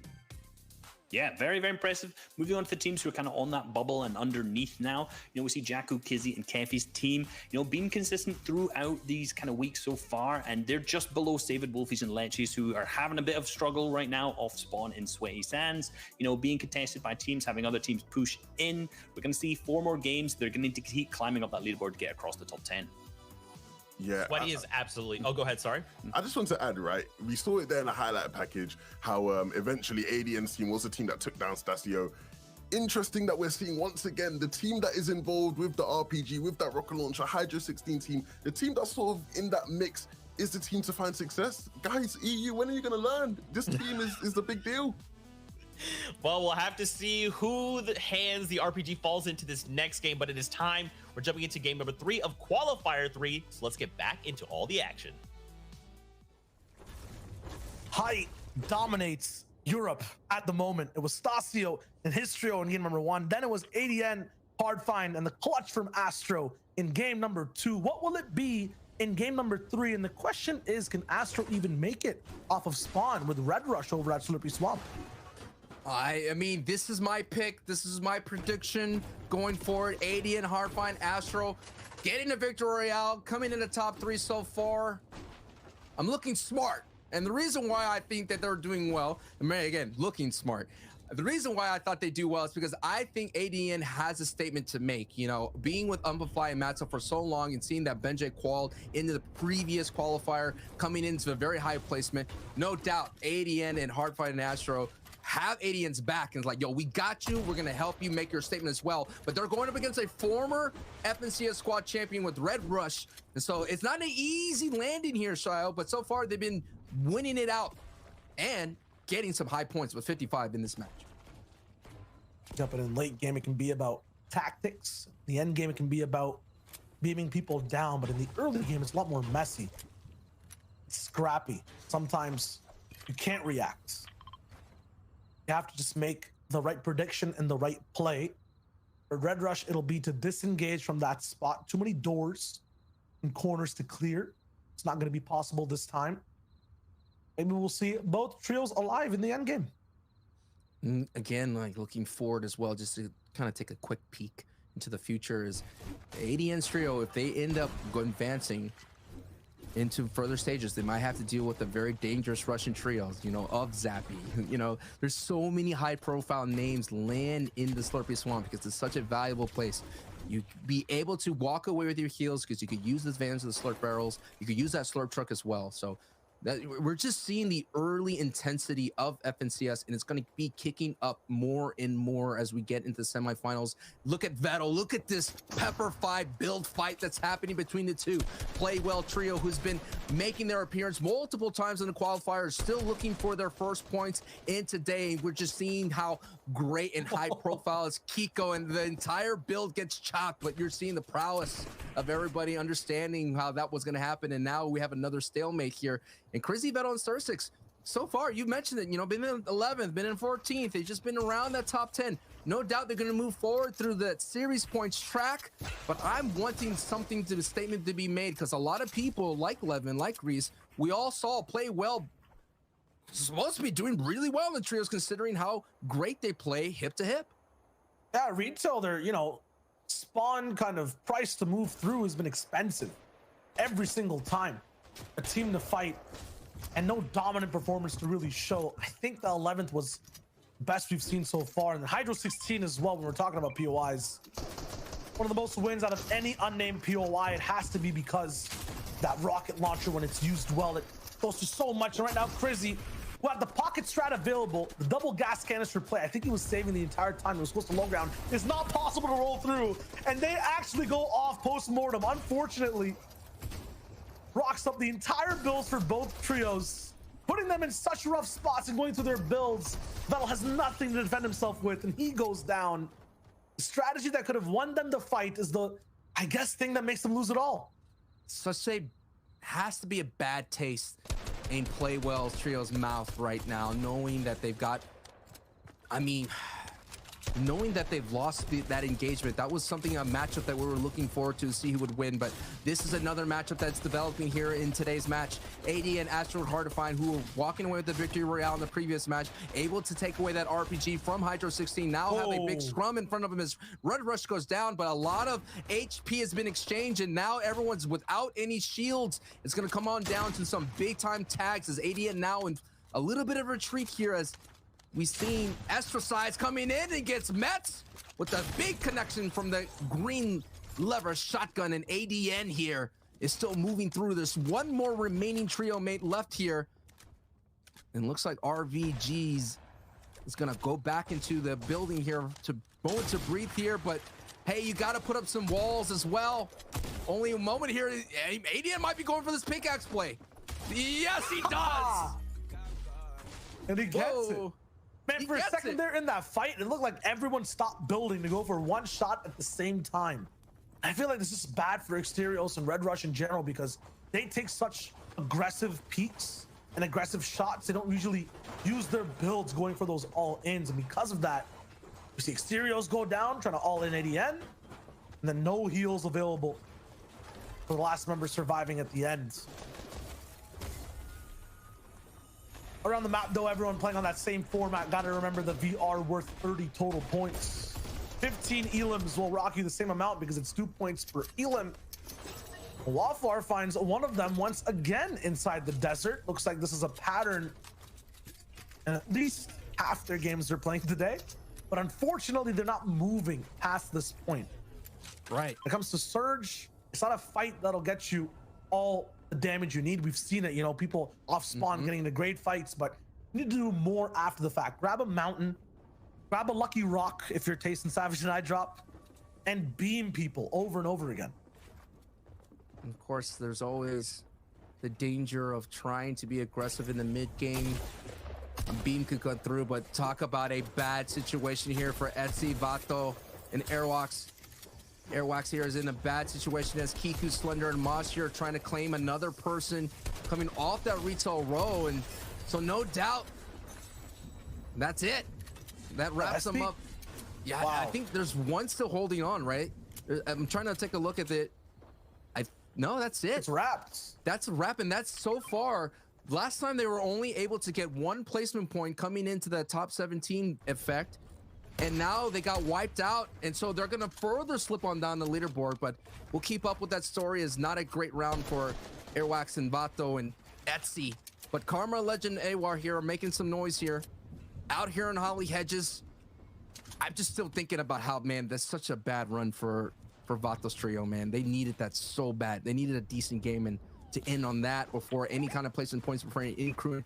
You mentioned this before, frozen in time, but wow, what a... It's almost like a deep, they're getting deep freeze situation here, Shia. Yeah, it's like to put it into context, Stasio, Sings, and Vabos, like these guys were in first place overall in game one, having one game with no points within the fifth. So for Airwalks, SD, and Vato, they're in sixth coming into this game number 3.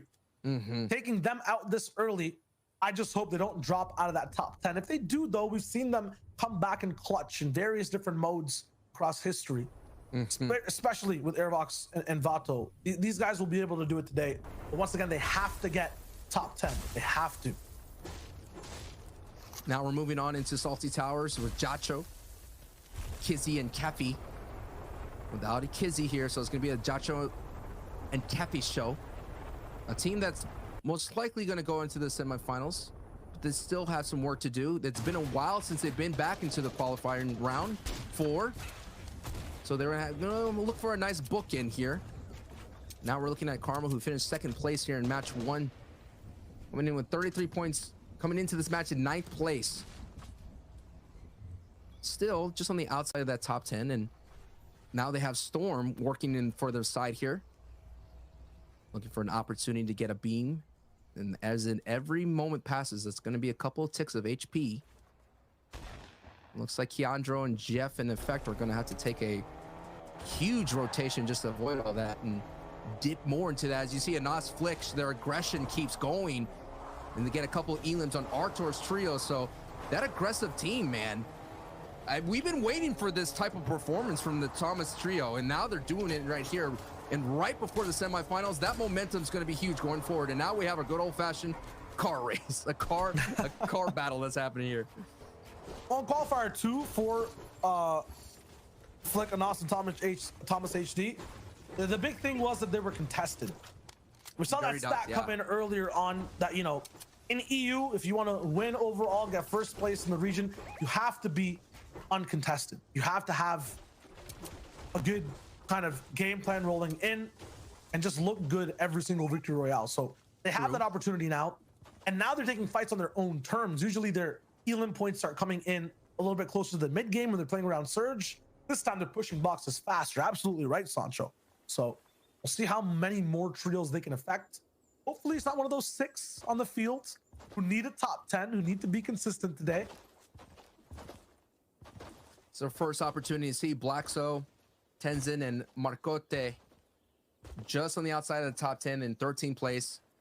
Looking at the stat here, 34 points separate first and 10th place. This is the closest EU has ever been after game 2 here in the qualifying stage. So much action left here for the rest of the day. We're about here at the halfway point here in game 3. And this is our game 2 winners of ADN. And this is just veteran presence, knowing that sometimes zone happens to pull near you and knowing how valuable sitting on top of the factory will be. And that's why you're seeing this big, massive, almost like a satellite base that's being built here, almost like a porta-fort, but a mega porta-fort that's being built, constructed by ADN Astro. This is going to give them some huge sight lines on the people rotating in from the north side. And you could kind of predict that the north side will be heavily congested. Basically, ADN and Astro Heartfire are going to be that nasal spray. You know what I mean? Yeah, I mean, you want a little bit uncongested. I want to talk patterns and how, you know, this will go for a bunch of the trios. If that zone pulls down, it's going to pull down again. Like, this is very temporary north side action we're going to be seeing. I think ADN, Astro, and Hardfine will be the first ones to leave this side, leave their porta tower, so to speak. Ooh. And then possibly even move towards Misty. I'd be surprised if the zone locks in up again. Savage Nation iDrop, they kind of feel that vibe as well. They're trying to get towards the bottom half, or at least be on the half section of this zone. And that would be inside the Slurp Factory. And just to show you how our Fortnite pros are, you know, we have another one in the NAE side of things who literally marked every single zone that he participated in. I think you know who I'm talking about, Zayt, right? Yeah. Every single zone he's ever seen in the FNCS stage, he had screenshots in. So you may say, wow, this person pulled half in and half out that fifth zone. No. They've seen this kind of zone before, but the hours and hours of gameplay they had here in the Fortnite stage.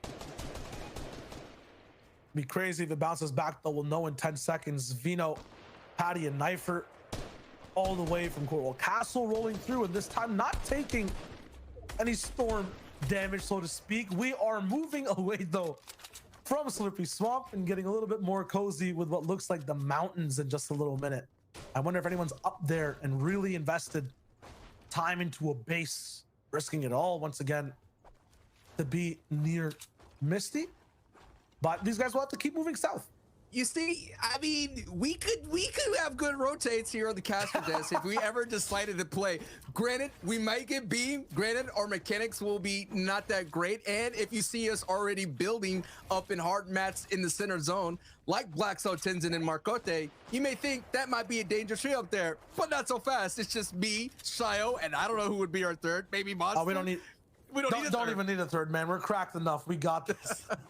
Well, let's see if the investment rings true, as you're already seeing Blackso dipping back into the Hydro 16 to kind of replenish that hard mats. Now you've seen the rotation out from that Porta Tower from ADN and Astro and Hardfine, and they're going to go ahead and Lincoln Hawk their way, Diesel their way out. And I always love the Diesel rotations. This is a vehicle that has so much danger for you at full max speed. It will break through build. At the same time, you get protection from the backside because the cabin is not going to be able to get through. And here they go, dude. Transform, trucking their way, I would say. into zone, and look at it. It's just showing you how strong this diesel truck is, dude. Hard find on the right side, building a bridge as 2 trucks go by. I love it. I get giddy inside when I see a vehicle rotation. It's really rare. It's just so dangerous to do. I mean, I've made so many rotations in a vehicle and just get destroyed. So it's no longer those days of the baller where everyone couldn't really get a beam or tracking on it. If a slow-moving diesel truck comes through, no doubt it's going to be exploded very short thereafter. All right, now more explosive action coming straight through with Alpha Blaster and Nikov being very adamant about who can spend time with and around them on a rotation. And yes, AD and Astro and Hardfind might have a cool way of getting to the next zone. You're kind of forced, though, to be in a certain position. You're just going to get in, and now you're going to be trapped amongst so many other trios in their builds. I think it's Wafflar and Sarawet around them. Gray's also looking for a chance to beam by if he can from the outskirts. And there's Vino rolling in as well. So everyone's going to be trapped over there. I thought maybe ADM would have an even better position because he was the first to leave. But he's trapped with everyone else who was on the north side. Yeah, it could be all that styly rotation that kind of cost you there. Maybe better and run on foot, as you're seeing a very consistent trio in the EU region. Nikov, Blaster, and Alpha. This is the kind of trios that they've been together for a long time, and if they're not together, they're at least playing duos or so, like duos and other squad competitions together throughout the entire FNCS. Blaster and Nikov have been kind of duo mates for a while, and going all the way down into, actually it's Blaster and Alpha have been duo mates for a long time, kind of playing into the World Cup duos qualifier. So that's the kind of experience you've been seeing in multiple trios. It's usually a very strong duo with a lot of history together, and adding a trio like a Nikov, which is huge, who's actually played in the World Cup duos with Airwalks coming in 29th place. So like I said, these in the EU, you look at their history, their lineage, they don't stray too far from home. We're talking from past to present. Right now, the rotations are kind of opposite. We're going counterclockwise on this circle. Everyone moving from right to left right now, trying to make, I would say, what looks like the beachfront of Slurpee. I mean, it is a swampy, I don't know if you would say if you live on the swamp, it's a beachfront property. It's perspective, right? It's true. I mean, if you don't have a sense of smell, it's like one man's swamp is another man's beach, I guess. But look, what's a great rotate though? They take advantage of the other trio moving in, and they're basically recycling that, just kind of using a little bit of mats to build up some head cover as they're going to make their way into an old school landmark, Flush Factory. And now we'll take a quick moment to breathe and take a look at the leaderboard as people are making the rotations. First place is Flick and Oz Thomas with 62, Shay Gray and EMX coming in at 59, Aiden Hardenfight, Astro 55, Kasperse, Zini and Flixie at 52, and Airwalks, Etsy and Vato at 52, who are frozen in time, so they won't be able to make any more movement up the leaderboard. Their only direction now is more south. But Blaster, Nikov, Alpha here, we're just pulled a decent section of the zone. Now, this is all South Aquatic, Shio, and you know everybody's going to basically be sitting pretty much on the edge of any kind of landmass that they can find, and no one's going to venture out down there, no matter how tantalizing that center is free. Question is, where will the zone actually go? If it pulls slightly south, we'll have a little bit of a mountain in play. I'm looking at that little southern peninsula. You can see it right there where Artox is. I think that's exactly where it's going to pull. Okay. It's going to be an interesting investment. Yeah, we'll know about 10. And now you're just seeing a couple exchanges going out there.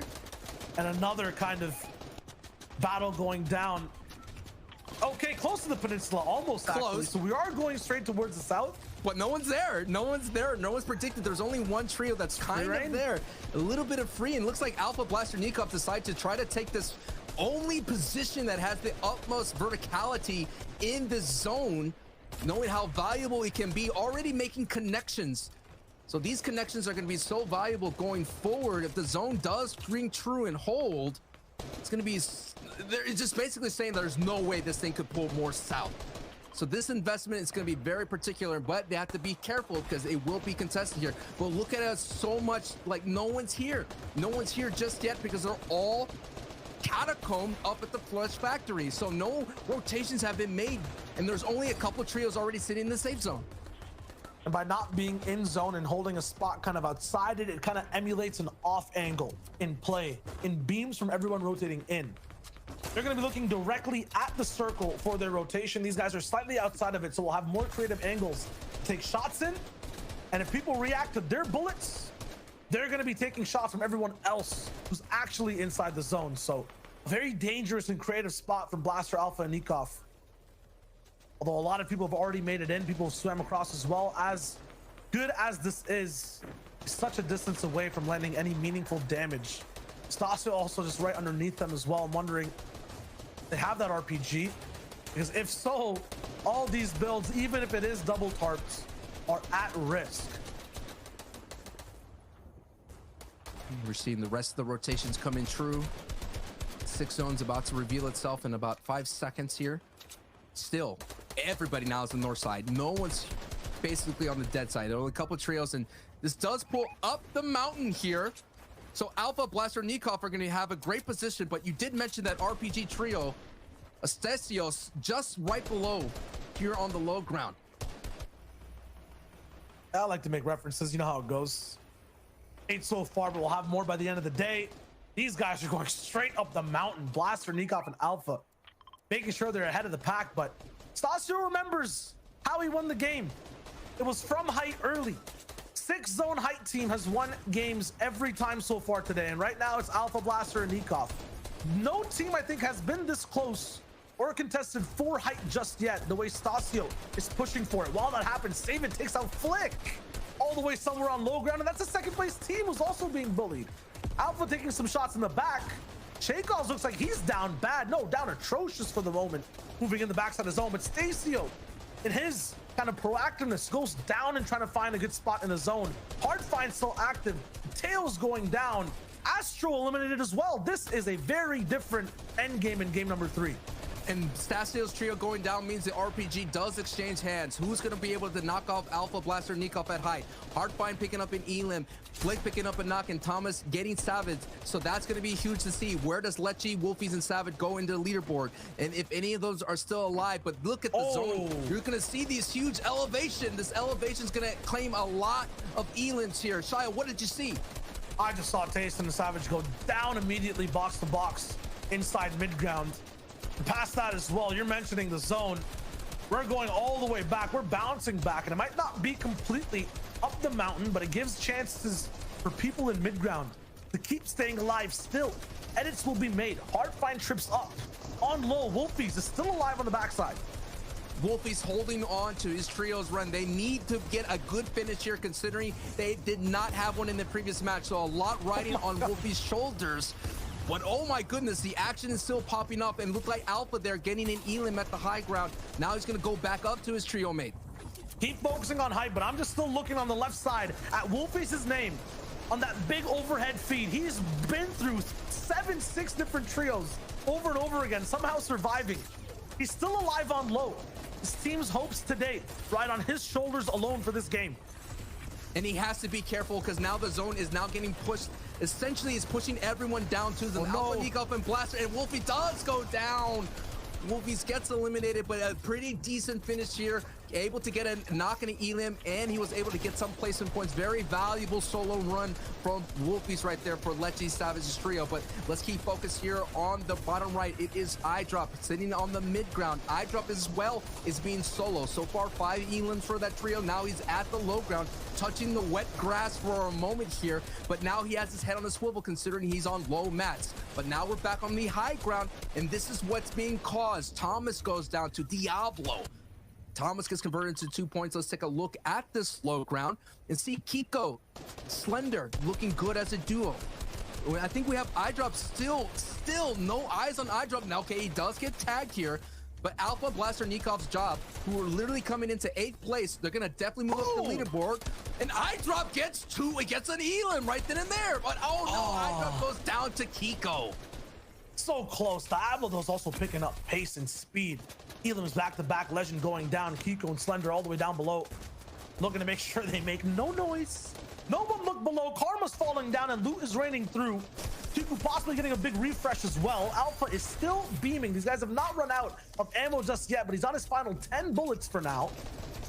under 160 builds left as well. We have 3 different zones of play happening in this end game, left to right, right to left, actually. And no one's touching each other's builds just yet. Still shots coming in. It's not at each other's trios. These shots are to break the hard builds ahead of them.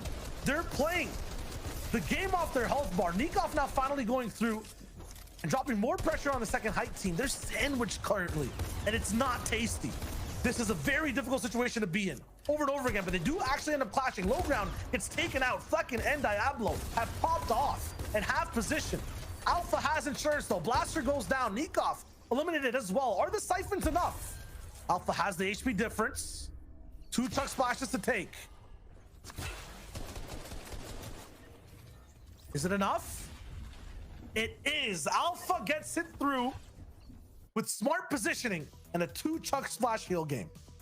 9 elims to boot and the placement points for Victory Royale. They were in 8th place before that match. No doubt they're going to move up their leaderboard, but I disagree with you. There's nothing tasty as a smush sandwich, man. You just smush that thing all the way down, and that's what Nikov Trio did. They smushed it all the way down, but let's take it to the analyst desk to see where they end up on the leaderboard.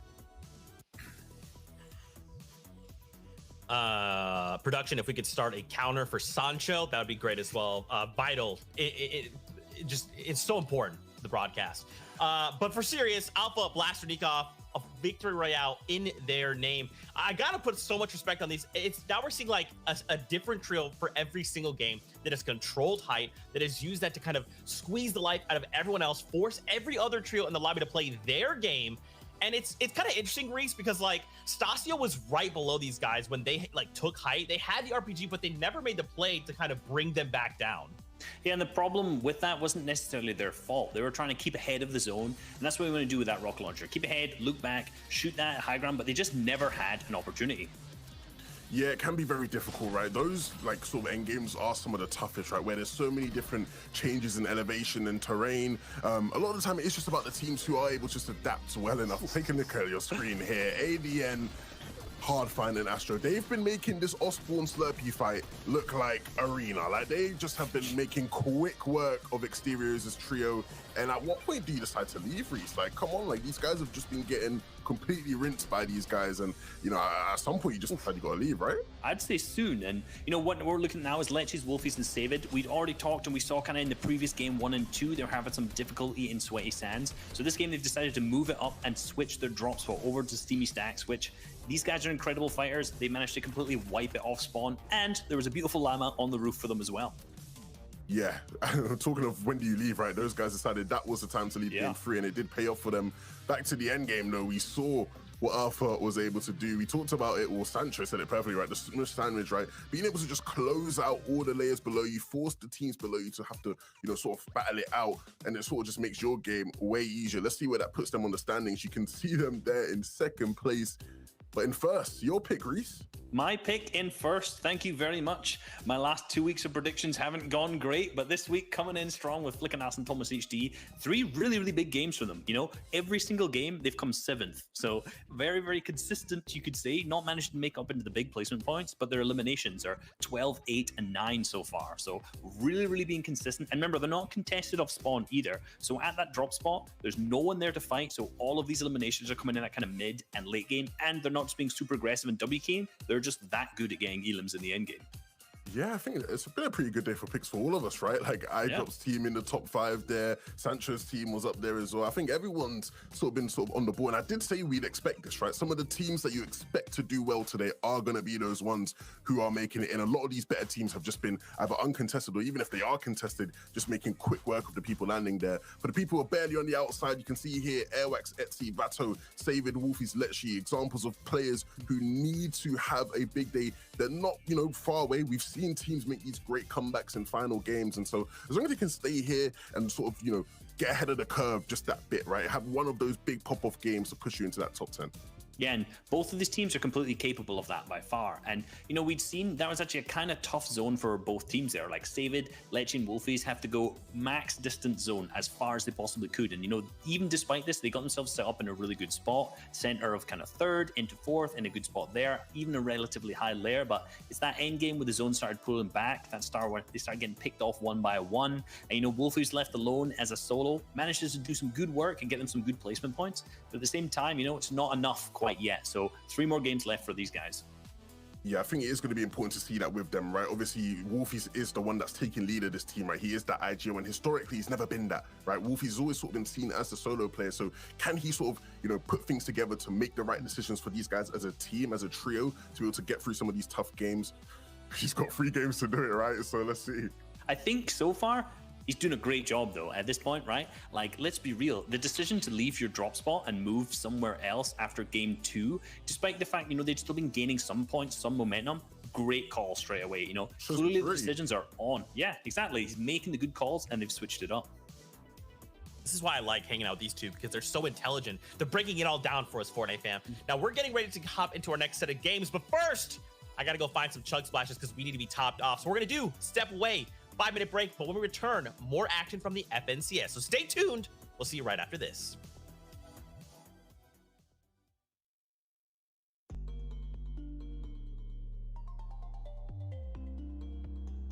Max zones, moving zones, zones that bounce back. There's many types of zones we're all used to seeing, but there's one we don't get to see too often, and that's the mirror zone. A 4th to 5th zone that is close to identical to another one within the same session of play, simulating the same endgame, rotations, and giving squads a second chance to redeem themselves, or on the flip side, shatter under the pressure.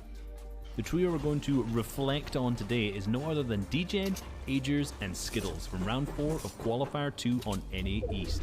They had a mirror zone in game 4 that reflected almost the exact same zone we saw in game 1, and both performances were so different even though they were playing near the same space. In game 4, the builds are healthy, everyone rocking purple tacks, double heals, and are about to have a shining endgame. Even positionally, they're slightly north of the 4th zone on the dead side, so they have the God loadout with an easy rotation. Nothing can go wrong, right? Wrong. They're missing the frame around this entire game plan, and that's Storm Surge. However, an identical issue for the team next to them that ends up pushing them as they're low on Storm Surge, and although they hold out and win the battle, they take losses in war, as Agers goes down in the fight and they're still below Storm Surge. Skittles hits a clutch snipe to get them above, but Agers was ultimately lost in the process. 5th zone pulls, and they are below Surge once again, and used up so many materials and builds just to survive to this point. Already a teammate down and running through their reserve, sand tunneling becomes the desperate strategy to salvage the game, but doesn't work out how they were hoping to, and they both go down. This trio had the best setup to win the game, but on this side of the mirror, fell short on one piece of the puzzle. They ended up placing 19th with 0 elims, but still have a few more games to pick things up. Traveling through the seeing glass and back in time just a little bit, we can see the reflection of game 4's mirror zone in game number 1. Close to the same materials per player and power in each and every loadout. Storm Surge, though, the frame of the plan, was actually sturdy this game, as the trio took an early game fight, picking up all the damage they needed, as well as 8 elimination points before the endgame madness even begun. In this alternate reality, or should I say in game 1 compared to game 4, they have an easy, no stress time rotating to the 5th zone, and it was so easy and early that they ended up with height. I don't think you need the foresight to see where this one's going. They used this setup game plan, full surge and hot loot to control the game, keep height, drop down the pressure, and win the game. Even after starting the day off with a win and getting a mirror zone inside an important qualifier, things might not always be as they seem. It was Storm Surge this time, but there's so many variables pro teams have to take care of each game. No matter how similar they are, this also means there's something unique to watch in every game of Fortnite. FNCS is going to be jam-packed with even cooler patterns as the season goes on. So stay tuned. We got our eye on the rear view mirror of that battle bus. Beep, beep.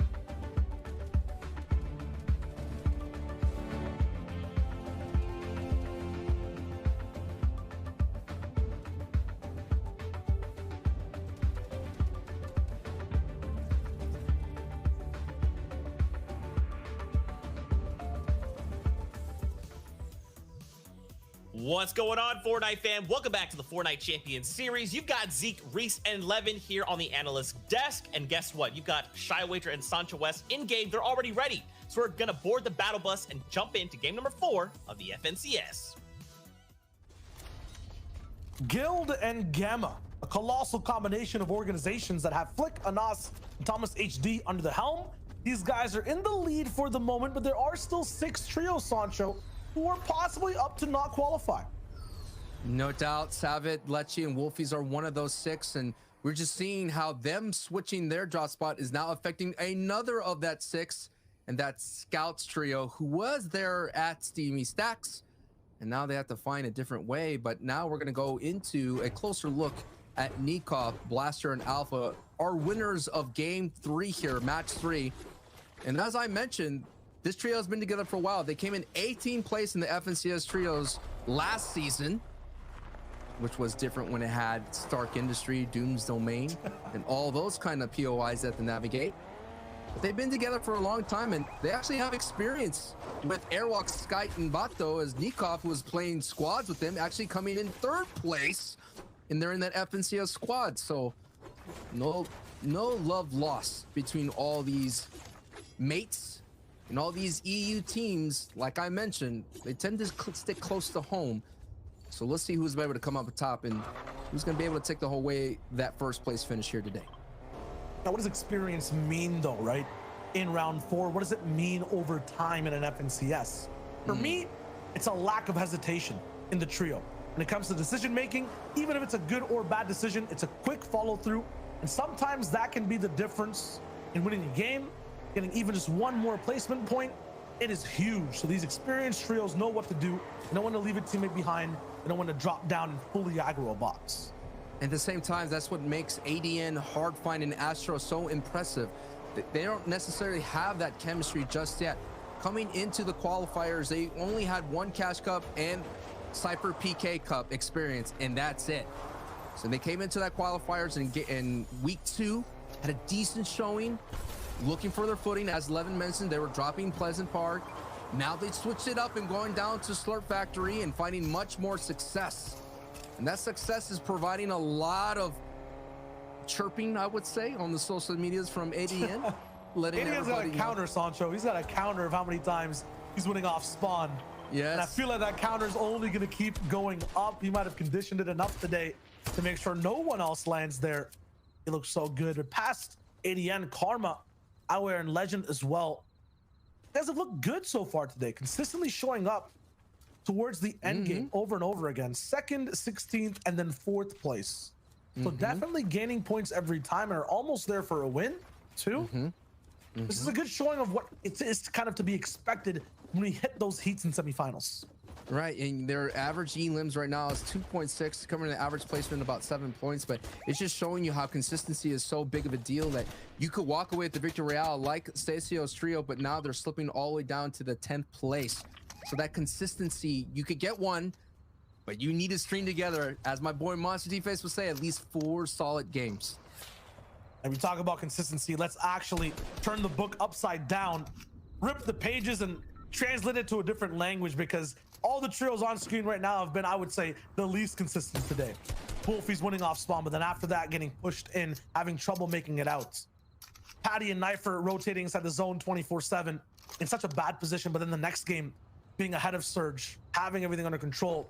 There are no patterns I'm looking at from either trio on screen at the moment that have been really good to call out. These are very volatile situations we're seeing every game, and now they're fighting each other. Yeah, and the gap between that top 10 is so huge. Literally, the threshold, as you want to put a word for it, is at 56 points. And you're just seeing that. It's 56 points for Stasio's trio. Airwalk's trio is literally at 52, Airwalk's trio. And then right below that is Savage trio with 37 points going into this match. You talk about Savage's trio, that's one of the reasons I think we see Wolfies, Lecce, and Savid this far away from Sweaty Sands up at Craggy. They were getting bullied from Salty Towers. And those are the adjustments you have to make in-game. And those are the ones that, as you see, Karma getting a knock on Scout. So Scout's trio is further slipping further away from that top 10. But those are the kind of adjustments you have to make. We already saw in the FNCS trios in the previous finals. We saw Mongrel, Mitro, and Tayson having to give up Stark Industry, an uncontested PY, because they started to get heavily contested. They went down to Sweaty Sands to go up against Andalex's trio, and that caused a ripple effect because Mongrel, Mitro, and Tayson were able to walk away with the championship by holding off Andalex's trio. We just couple points lead going into that final frame. And that was all for the battle for, you know, first place of the EU. Yep. Over here today, it's kind of the battle for top 10, primarily between two trios who are doing very well and are almost tied or close to each other for the moment. They're actually not tied. I just double checked again, but Airwalks, SD, and Vato, 11th place right now with 52 points. And then Savid, Wolfies, and Lecce, who we were talking about before, are in 12th place. Both need to hit that top 10, or it might look like they won't qual for the semis and grand finals overall. They're both newer approaching this qualifier week. So huge for them. They're 2 places out from being in, but 513 damage for Wolfies above Surge. That is huge. Very huge. Not getting the elims, but getting those valuable storm tags. And this is what's so dangerous about needing to qualify in a top 10 as a new trio like Savage, Lecce, and Wolfies. Essentially, is you're going to have teams that have been playing multiple weeks like Savage's trio, who are basically now are showing up. They are now in the top 5 finish, and in the previous 12 games they played in round 4 in the first 2 weeks, they have 2 of those top 5 finishes. So they are now getting into the rhythm. They're, if you want to put a sports comparison, I know this is the EU region, but an NBA is an international game. It's basically like the Lakers, man. They could play as hard as when they want to, and right now they're choosing to turn it up and play hard.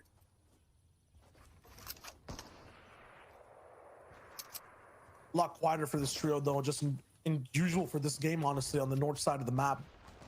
Usually a lot of fights to take inside the storm. It looks like that zone is, yep, a little bit sectioned towards the north, mostly, though, in the desert.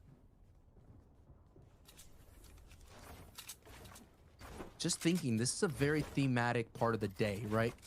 In order to get to your prize, in order to get into that top 10, you're gonna have to go through a lot of strife. And it seems as we've been getting a lot of desert finishes, and right now that strife is knocking on the front door of Vato, Airwax, and Etsy here, who cannot afford to go down at the moment. They're right now sitting on that threshold of that 11th place here.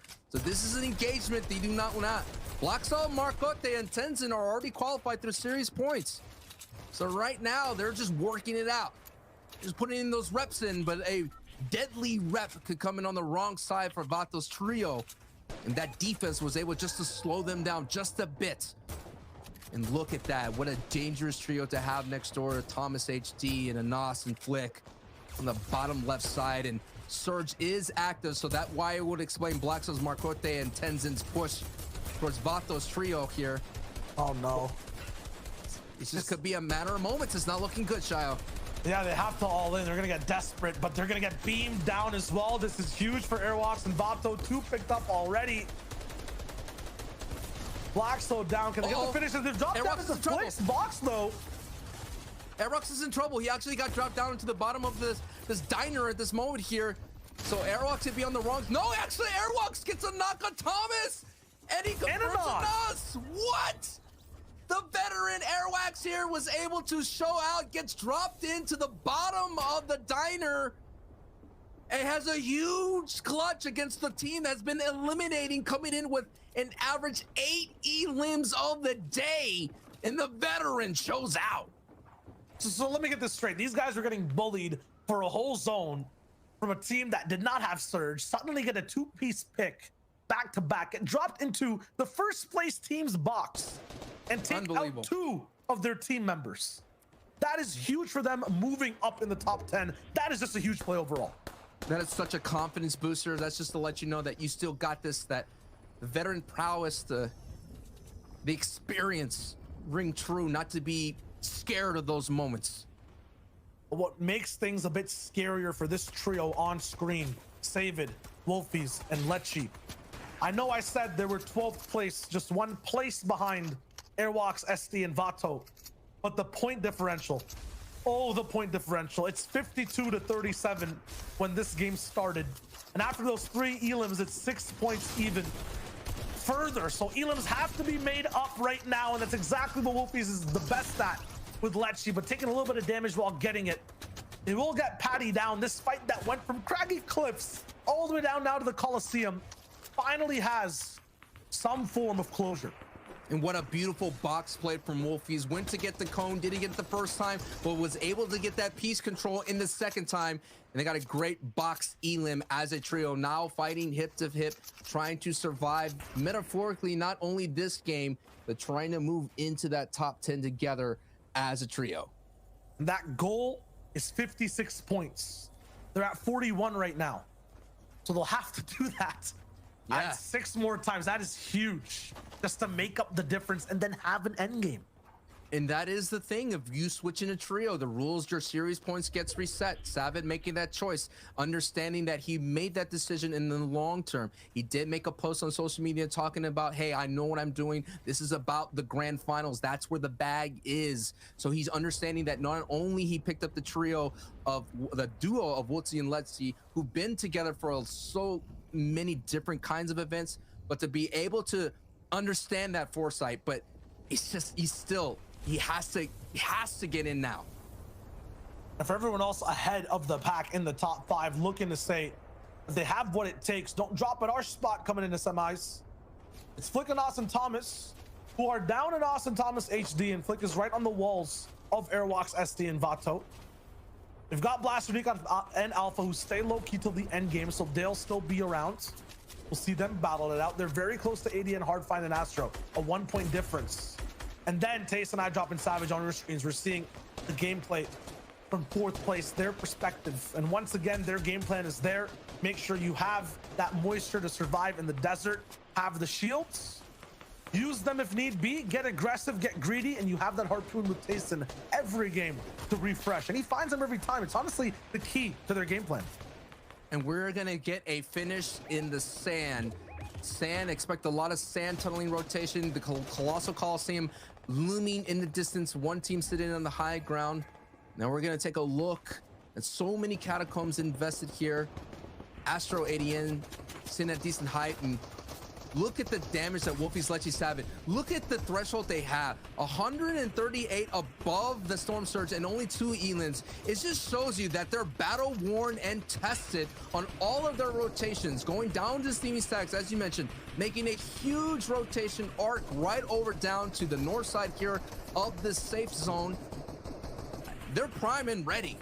They're going to need a pop-off game just to make things a little bit easier for them, considering that they've pretty much put 2 games into the bucket that did not have any kind of fruitful points to get up that leaderboard, Shio.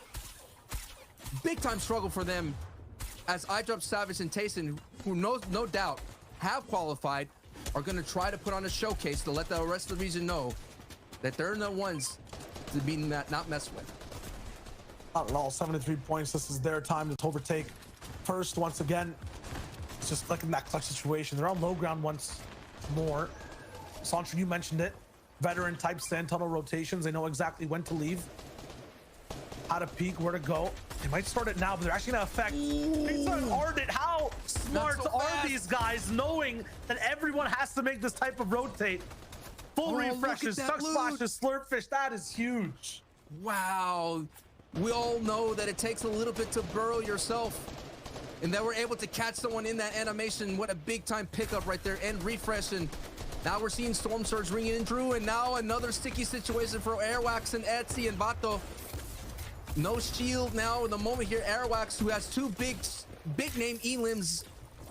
Now he's out and down. Is up to Vato. And the miracle run in this match may have just been too much. The battle worn, the wounds from the rest of the lobby were just too much to bear for Vato's trio, and they no doubt close to going down. But on the same kind of battle-worn track is Wolfies, Lecce, and Savit, who are looking much stronger in health, but still have some work to do to get inside the safe zone. And now they're getting some held out by the people in the zone, trying to work as much as possible and get in, as they say. This German, English, Irish trio from International Flair doing all that they can to stay on their feet to make sure that they're sniffing that top 10 here in game 4. Big thing here too is that because SD Airwax and Vato got taken out. These guys have the room to catch up. Yes. This is the moment. This is the game. Still, though, at 41 points, they haven't really done much past that point, and you know, placement points haven't been anyway to hand out for the moment right now, though. For everyone who's playing in this zone, it is a max pull, and no one has position for it. There's one purple trio who's trying to get an advantage, but this is going to be a long haul, and there's a river involved as well. Definitely in that river, you could take a dip and take a swim. Was that Browner with an RPG on heights? Believe so, yes. RPGs could just get shot out from Browner there. So Browner now has its own Stasios trio there. Now, no doubt, maybe out. And the reason why we say that is there's very limited RPGs. There's usually one guaranteed from the character there. Down in the Hydro 16, you could pick one up from a shark. But the chances of that happening are very rare. Out goes a stair top from Kiko as he's leading his team through, using that bridge for a little bit of temporary relief here as much as possible. But this is dangerous style. All the trios essentially are going to exhaust a lot of their material as they go over. And when Browner's going to hold on to this height, alongside with his trio mates, it's going to require a lot of mats, and at the same time, they're definitely going to have to find a refresh here somewhere. As you see, Browner is already out of builds, no doubt. Gave the builds to the remaining trios, and he does have 2 RPGs, and that's why he's being so aggressive, trying to find Elim and trying to find Shakos. Now, Shakos is not going to have some issues here. He does get the confirmation how much builds, gets a huge mat refresh, and now he's going to go back up. But it's being contested by Code's trio. Code sees the opportunity, saw Browner going all the way back, and identified that he was from that high ground trio. Has height, but where are his teammates is the question. On low ground, Tayson's also operating, making sure he can make the most out of his situation. Browner is now almost out once again of all those mats he just got from that play. It's Manu, Mateos, and Code who have gotten height. They're one of those 6 trios who need to hit top 10 and stay in there as well. So a huge game for them. Lecce, though, still alive and next to Tayson's box on low ground. Eye drop goes down as Storm Surge ticks through. And past this, everyone is still moving forward, going towards the next zone. Now we're going to keep looking focused. This will be huge for Manu and Code and Mateos. They are the Spanish trio that need a finish, as Shayo said. But let's look at the low ground. Lecce is the warrior. Another solo run from Wolfie Savage in that trio. Can Lecce? He does get an Elim there. 53, a full refresh. It's another big shot and an Elim for Lecce. And he gets a knock on Browner. So Browner with the RPG fell down, had to give that up because of the retake from Code. That is the effects of a high ground retakes here on these rotates. Now you're looking at down below, Mashi, Slender, and Kiko coming from Rito Row, who's been very strong against the Playwell team, now cooking together as a trio on the low ground. Looking really solid with 4 elims and a strong 78 points as well. And they're going to be a power trio looking for anybody that falls down to their clutches. They could easily get a conversion considering that they're looking strong. The question is, do they have enough mats going forward as this rotation has been seemingly be pushing east? And did they get nothing? Nothing there. It was so close. So close. So good for height and every team above them, though. That means that they're not going to be able to survive for long, using a harpoon now to break those in front of them. Because they want to alert people right above with the shots. Everyone, though, is getting crazy and constricted over and over again. There's no space for too many trios to be alive in mid-ground. Kelpie still popping off, getting Zynie down. Magel still trying to survive as well. Vortexers finally goes down as that trio is taken down to 1 solo player. Height, though, is having a vacation here on this top spot. They haven't really moved or done much. But at the same time, because of this position, because of the patience and staying elusive, they now get to activate and really bully the people below. A lot of the big names are out of this fight, but that means that's a great opportunity for the Spanish trio at height to move up their leaderboard. Right now, coming in 23rd place before this match. So this will be a big time match to get them up into that top 10. And now you're seeing Kiko on the low ground, making their way through forward, sitting on the front side at a very strong position. So there's a moment here, fires are exchanged. They're working through the catacombs and the builds. So right now, Flixie does go down to, it looks like they sent down Mateos. So now Mateos is going to try to do his best to cause some chaos. Mateos is now in the fight with Kelpie here. They're going back and forth. Now Code is now being sent down as well. It's against Mashi. And Kiko goes down on the bottom right. Slender and Manu, though, who have to be the insurance at this point. 2 chuck splashes, 3 floppers, and some peppers as well. Will that make the difference is the question. There's a third team, though, alive At the same time, looks like Kelfi goes all the way towards the end. There's a Siphon that comes super slender. That could also be the difference maker. Looks like he has no builds though, and yes, it will be Manu at the end of the day with his heals, the position, and high ground to win out that game against an RPG and every other top trio that tried their best to win game 4. Yo, the Spanish trio, a trio that we haven't mentioned throughout the entire day, needing to finish in the top 10, get a very clutch victory out here in match 4. Vamos. Man, what a great ride right there. But hey, like I mentioned, a lot of the big names were out in that match here in the end game. It's be interesting to see where they end up on the leaderboard. So let's kick it to Zeke, Levin, and Reese to break it all down. Thank you guys so much. Fantastic cast on the day. Now, guys, kind of what Satya was saying, it's so weird because like all these high profile trios that we are used to seeing, there was no one there, right? Mateo and his trio, they find this opportunity. They're like, look, we just have high ground. We just have to do what we're doing. And ultimately they push it to a heal off. And with so many floppers, with so many chug splashes, you saw him, he's just hiding there in a ramp against a little wall. Like, okay, don't look at me. I just got to eat this and win. I mean, like, there was good strategy behind what they did as well. You know, they obviously get that loot up early in terms of fishing loot, so they have all that white heals on the one player. But notice how the last heals that he had used was the chug splashes. And this is because as soon as he starts using those chug splashes, the player that he's healing off against, which was Slender, will be aware of where he is, and then you can finally get that elimination easier. So really, really good positioning from him to keep away from him, just to use that in the end game there. Yeah, all around great stuff, right? You know, this is a team who needs to qualify today. They need to make top 10. And so putting out all the stops to do so, right? You know, we talk about being adaptable, right? The teams too are comfortable with being able to play on high, mid ground, and low ground. And when you're in a situation where you have to do all you can to make sure in that top 10, being able to win out a game on height like that is super impressive and shows that they're here and ready to try and make it. Yeah, and this was kind of one of the things we saw, right? We've kind of talked a lot about Airwax as he gets dropped into the box of Anas there because he ends up getting double harpooned down, but it does not work the way that Thomas HD and Anas think it would because Airwax has that purple tank. But they were really struggling with Storm Surge in the previous game as we kind of watched, and this game, not a struggle with them at all. They were playing it very, very well.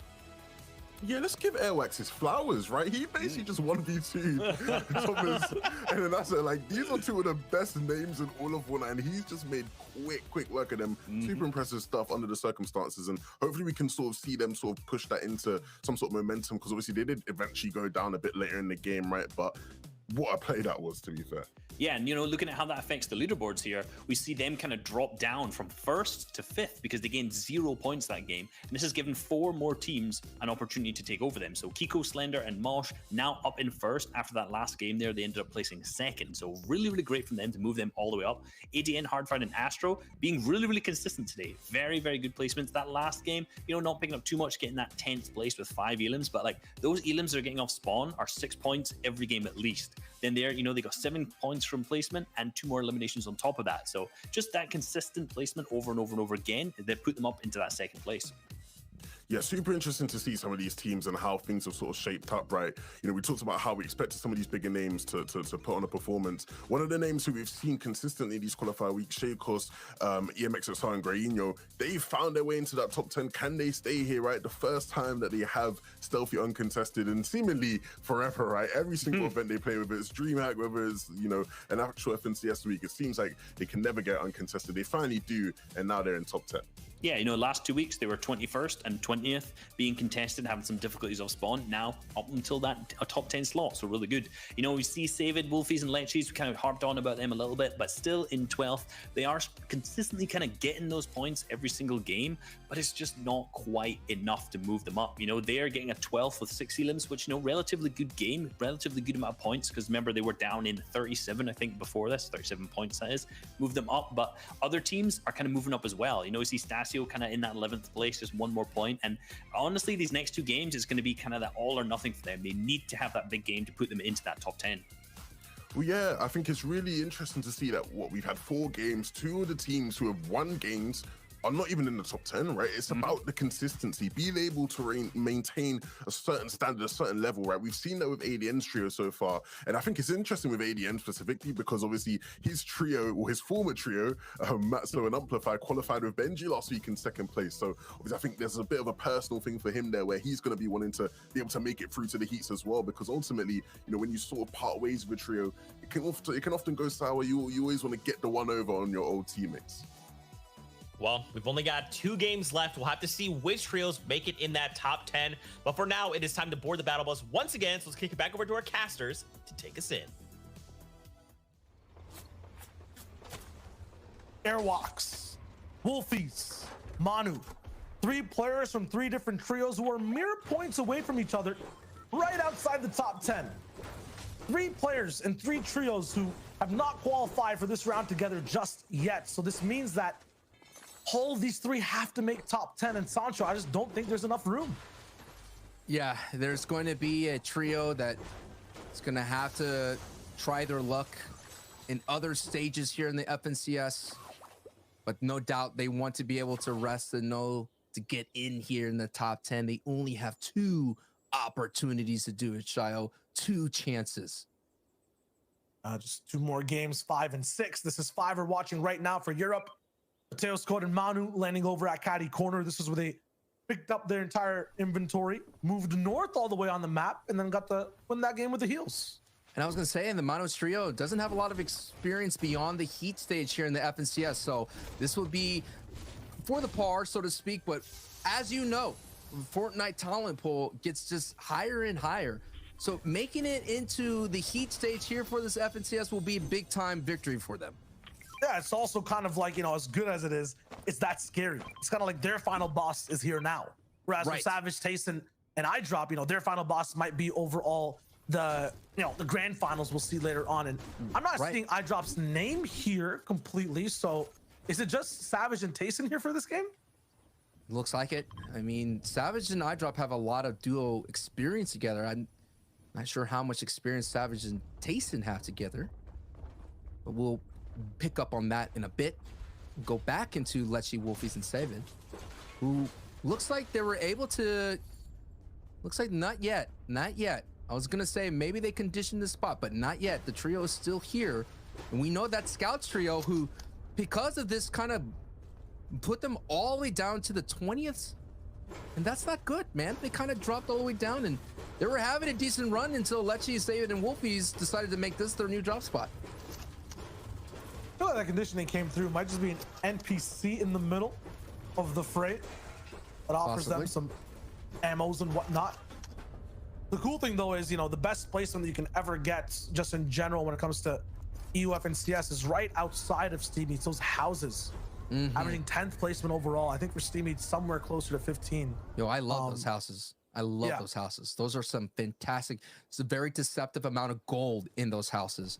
We haven't really touched on gold routes just yet. We haven't seen the influence of the NA East region with the Big Chill or the Boom Sniper making an appearance here on the EU side of things, as we have been seeing with trios like, what's the trio that kind of pulled it out there?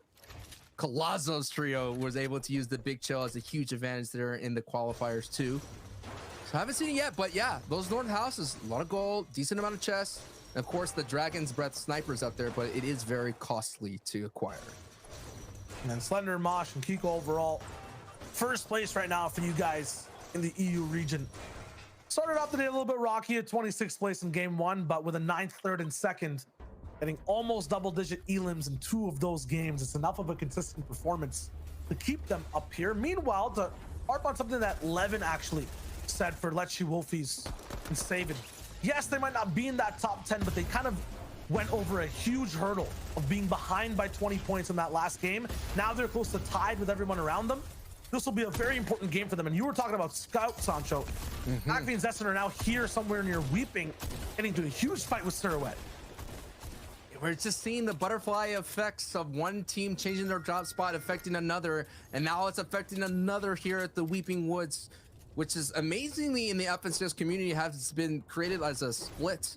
I don't know how you could find so much value out of a split of Weeping, but when you get to this point where big time teams are landing in big POIs, even in landmarks. And Fortnite Pro will find some, I guess, some juice out of that rock. Hey, finding liquid where it shouldn't be inside rocks. Mm-hmm. We had a lucky rock earlier today as well with We did. Tasting Savage, Nide Drop. I'm just so interested to see how Lechi's game goes here today. Yeah, and this trio has been having some solo performances. To harken back to the FNCS trios last season, Sundown and I always talked about a solo performance has to happen where you get points where you had no business of getting to. And Wolfie's doing that, was able to maintain the momentum, getting some valuable placement points. And then we saw, I believe it was Lechi doing that as well, getting some valuable placement points. And maybe an elim, he was cooking, getting a lot of elims. We're able to walk away with a nice to-go plate, as you say, with some nice valuable points. So those are the performances it's going to take for Savage, Wolfies, and Lechi to get in. And right now, they're sitting really good. We talked about that gap, Shio. They were in the 30s to 7. Now they're in the 50s. So now they're definitely in the race. But they're still walking that tightrope of slipping off of that top 10 finish. Hey, talk about these solo performances being on a hot plate. Dinner might be too spicy for that trio because every time it goes towards the south, that's where these guys end up doing those solo performances again. And I know you're saying, Sancho, you need one or two of them, but to be forced to play solo every single game, it's rough. It's just so daunting. Historically, it doesn't really happen that much. So I hope agree. this trio can keep it together for that late game. To jump on that as well, the loot, there's not a lot of power weapons to do that in close quarters. True. In the previous past, you would have a man-and-a-half pump shotgun to put a blast into someone's dome to get 200 plus tags. You can still do that. It's just a little bit tougher to do. And now there's a tough battle for Hardfight ADN, and it looks like the last time they were able to rotate through here very easily, now we have another battle kind of ringing out here between ADN and Blackie's trio. This is such an odd fight because we saw Blackie kind of hunkered down in Lazy Lake. This time a fully active trio moving around the map. Somewhere near Reaping Woods. ADN's been so good off spawn so far, but this is a mid-game fight where it looks like he's a little bit confused in the builds. Finally finds the right way to aim and look. DKS also a little bit of a result of all this off-spawn pressure we're seeing. Moved off the POI fast, looking for somewhere else to live. But everyone's already paying rent in every single spot. And no one wants to share rooms, so you get these fights that are going up high. ADN bouncing up like it's a high ground retake in an end game, but this time it's a little bit too isolated, so there is room for the enemies to beam in and bunker down. Blackie and DKS have taken over Hardfind as well. I'm surprised no one's even shooting this out from either team. I am shocked that this build fight is happening. This is a build fight for, I guess, for Pride build fight. 100%. We can look at the mats in people's inventories. We can see their ammo counts. There's always an invisible resource bar in play, especially for ADN, Hardfight, and Astro. That's ego. And it's here. It's they not don't want to be afflicted off spawn at all. Once again, this guy's a counter on Twitter as to how many times he's winning off spawn. I think he's extending that little bit of a parameter to just winning fights in general now. Extended to rotations, I suppose. You mentioned the third party. It looks like it's here from Patty and Knifer. So now they're walking up. They see this monstrous structure being erected. And how is Patty and Knifer even here this early? These guys are a Coral Castle trio. And now they're all the way at the bottom side of the map. well, Child, they built this huge structure, dude. You could probably see, it doesn't matter what render distance you have on, dude, epic and beyond. You see this huge build fight, you must think that someone's in shambles. I mean, literally ADN down to 6 builds. So, hey, if you build it, they will come. And certainly the third party has come. So interesting in EU for this qualifier. Usually we see the most, like, the most different thing happen is people catching up and people like Wolfies, you know, being close to the top 10. You don't see a point switch happening and then a POI switch happening to this extent. Coral Castle ending up at Slurpy Swamp. What was it? Sweaty Sands ending up at Steamy Stacks. So many different switches going on in game and on the leaderboard. It's making us basically watch a brand new tournament at this point. Whole new tournament with only 2 matches to go. Thomas HC, ringing true to his reputation, has the most FNCS sniper elims of all time in the EU region, Shio. Yeah, no matter how many times things change, some facts stay the same. No doubt. And this team was coming into first place before this match. Like, they were at the top of the board, but Airwax was able to knock them down a peg, and now they're sitting into 5th place. Just showing you how if you take a mid-game fight, how much costly it can be on the rest of the board. Granted, they definitely want to avoid that kind of slide going further into the semifinals, but now we're seeing a rise here, not a slide, from Kiko's trio, who performed really well coming into 2nd place. They navigated that treacherous low ground that went back and forth across the river. And Kiko's team has put it out a 108 points performance. And this is what you're seeing. A couple of teams, Shio, some a little bit playing out of their box, some just sticking to boxes, and their consistency has worked out for them, considering that they're on top of the entire leaderboard today with an average elims of 6 and an average placement of 10. Oh, the box looks good. Why edit it? You know what I'm saying? Ooh, I like that. Wow, dude, put that on a poster, dude.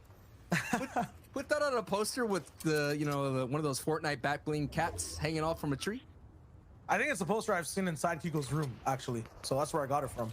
Oh, okay. It's their strat, honestly, right? Like, if you're looking for flashy plays, I think it'll happen with this trio, but maybe take off the sunglasses, put on some, reading glasses and a turtleneck, because this will just be some really good analytical type of rotation and Fortnite beat that we're going to be seeing from this trio. They're just very consistent so far, and they've taken first.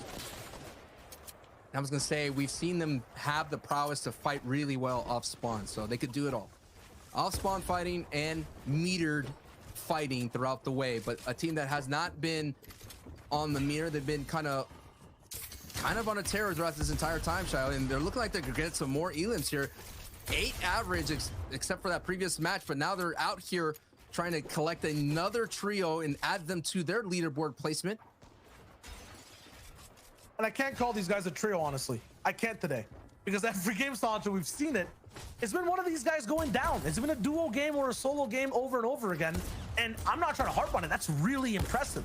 To be at first in 1 point, to be in the top 5 right now still, off of solo and duo performances, while every other team we're seeing winning, be off of a heal off or something, that is absolutely insane.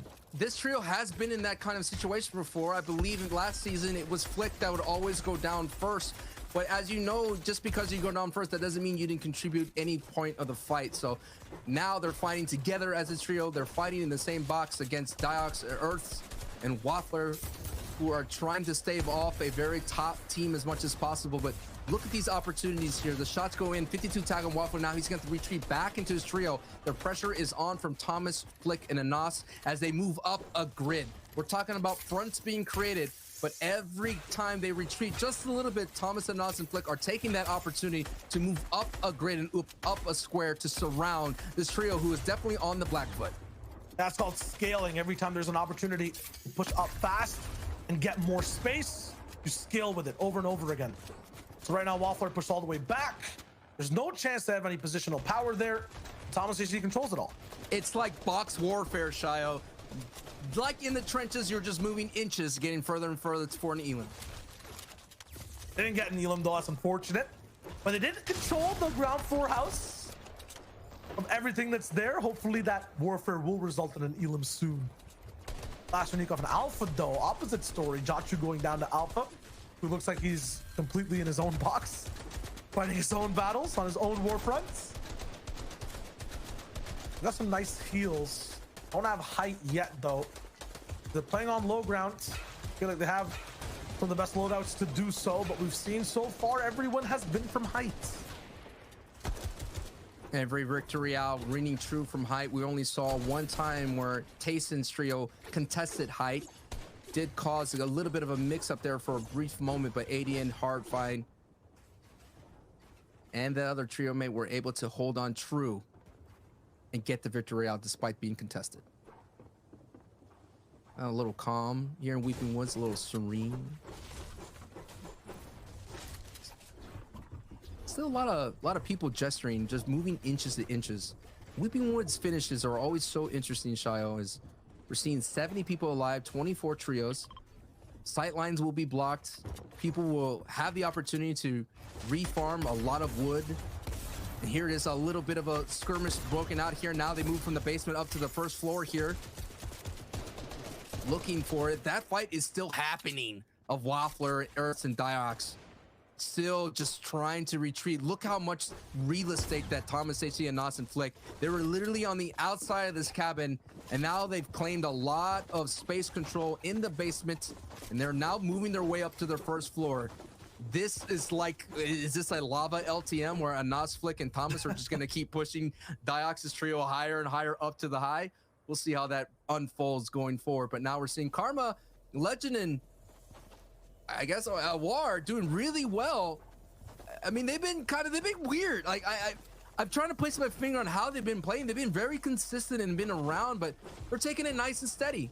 And that's why they had a really decent place going into 7th place into this fight. But I'm just impressed with this trio that not really falling into the, I guess, the rhythm of the rest of the lobby. Yeah, they're playing like a top 10 trio. 100%. Yeah, well, you know, but they're not causing a ruckus. You know what I mean? They're not getting involved in like bizarre fights or bizarre build-outs. They're sticking true to their plan, but I'm just surprised how they were able to get to that top 10, that top 2 finish in the first match. And other than that, they just been around. You know, they just been hanging out, being like a wallflower. Yeah. Yeah, so there's like activators kind of to every single zone. People who like pushing boxes, who like taking proactive positions, and end game might drop down and force fights on low ground, or, you know, like Thomas and Tayson, who've tried multiple times going for height. And then there's trios like OR, Karma, and Legend who get ahead of zone.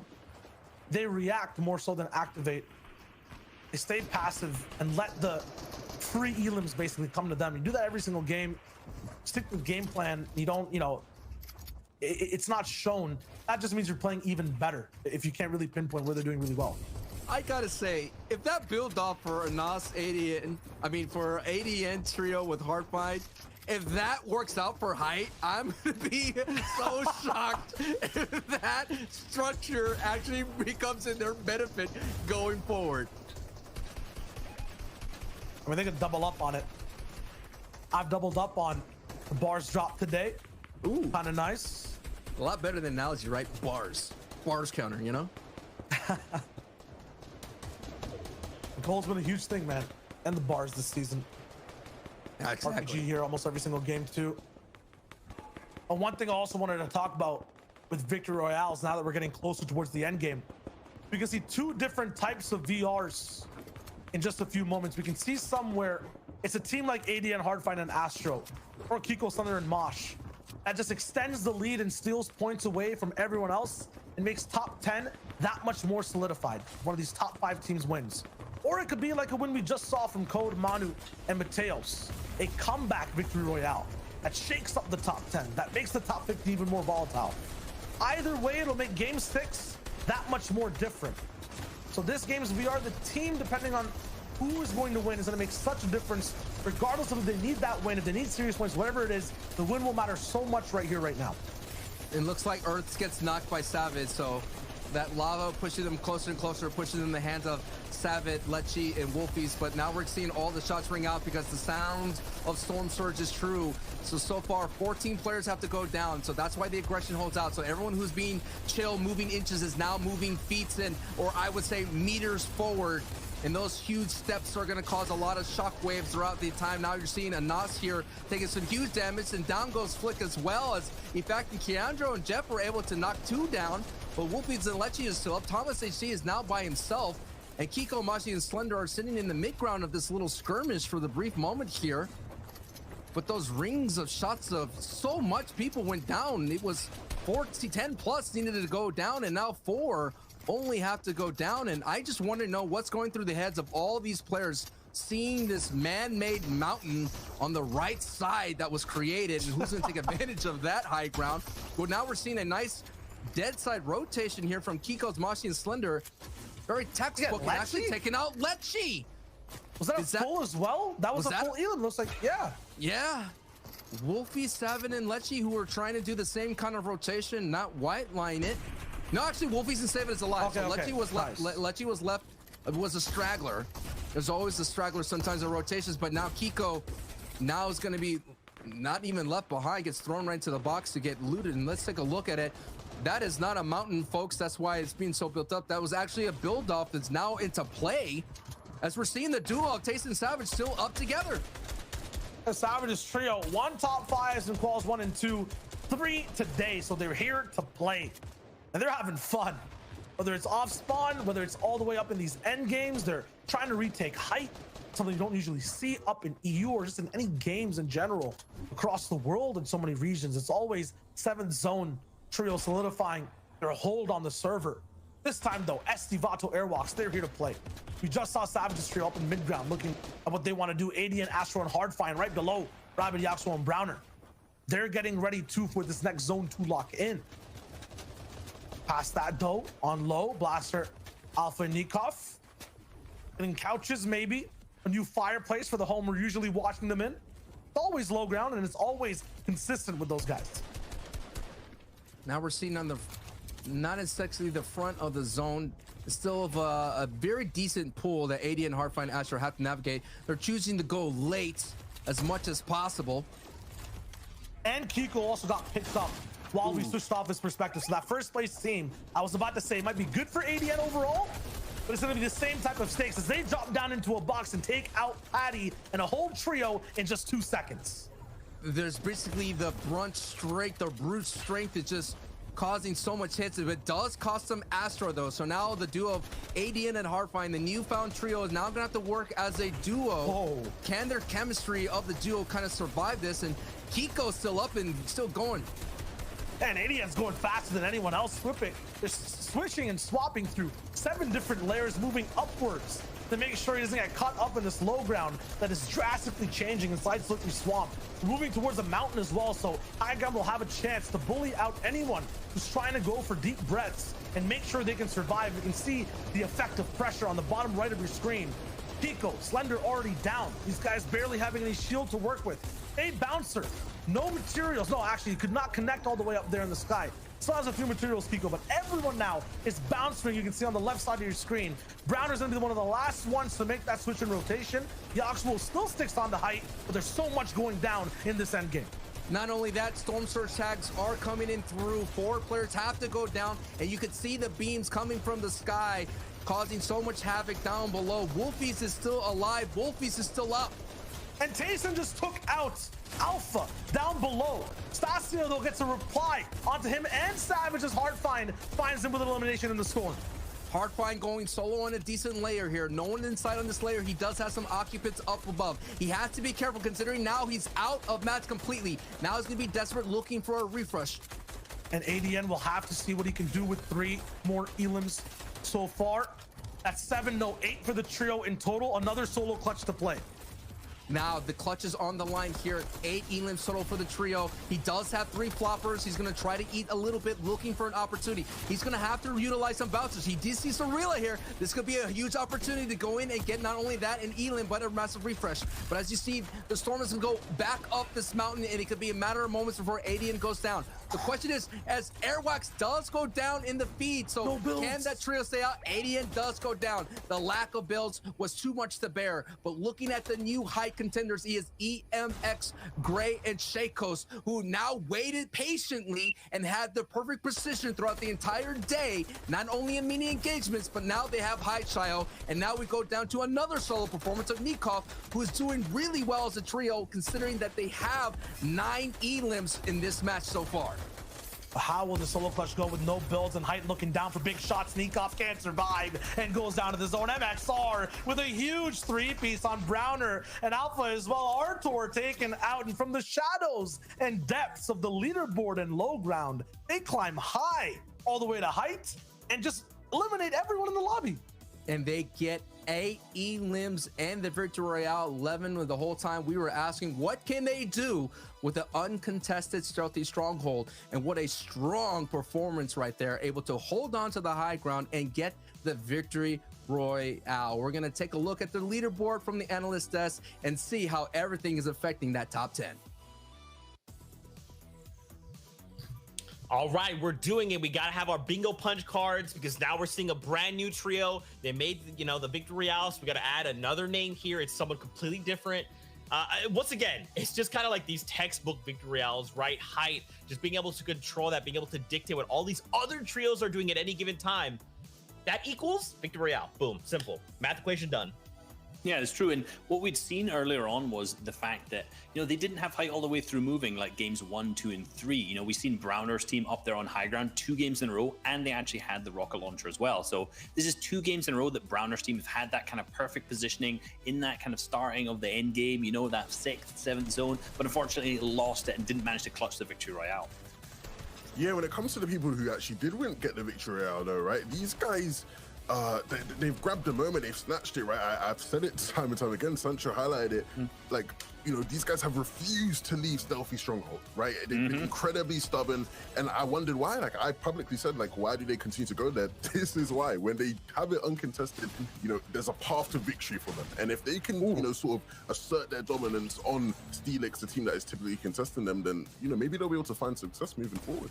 Yeah, and we saw them there just dropping at Misty Meadows, right? But how do they keep getting this rocket launcher? Well, we'd seen that they're landing on that west side, and they're kind of just looting as quickly as they can, disengaging and pushing over to Hydro Dam, grabbing that rocket launcher, and then getting that high ground earlier. There's so many trios just battling it out here for that RPG.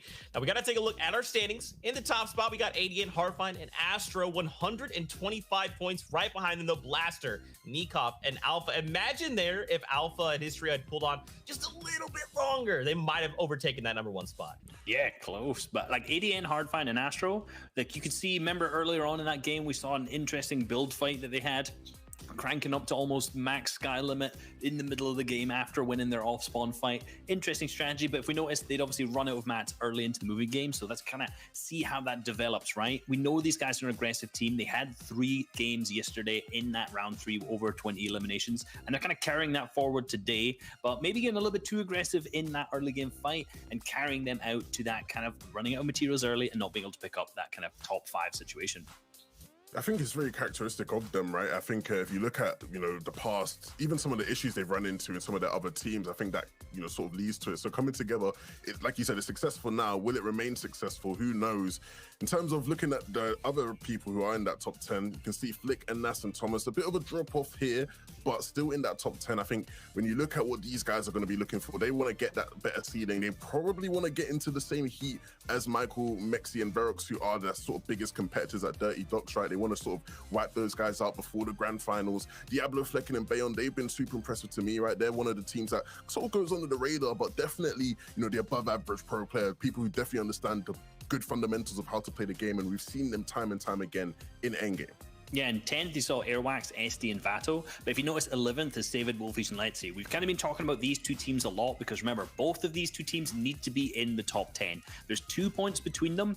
Yes, they both could be in that top 10 if they both have, a good game this last game. But if any of these teams goes down in the early game, it's over for them. So you got to be watching out in that leaderboard because they will not qualify through to the semifinals if both of them don't stay in that top 10. It's interesting with Savid's team, right? With Savid, Letchi, and Wolfies, I've sort of as a joke referred to them as sort of the problem child of the EU at times, right? These are people who, they found themselves in position where they've had to face adversity in the past. They've had their struggles with teammates, and all of them coming together now. This is a huge challenge. They don't have much time left. There is just about 1 game left. I'd love to see it. It'd be a Cinderella story. It'd be great to see these guys push through. But, if they can't, then the questions remain about, what is next for these guys?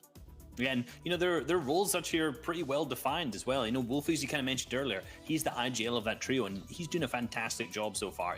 Today they are a trio that's been pulled together, right, from that kind of last moment teams, as you said, but they're working together really, really well. Wolfish and Leches obviously have played together before, back to the FNCS duos in Chapter 2, Season 2, performed really, really well.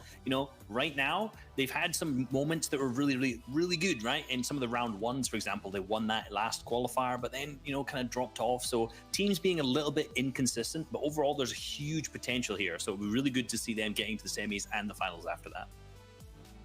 We'll have to see which trios can kind of push it, because right now this is it, right? We have 1 game left to try and jump into that top 10 to steal away another spot.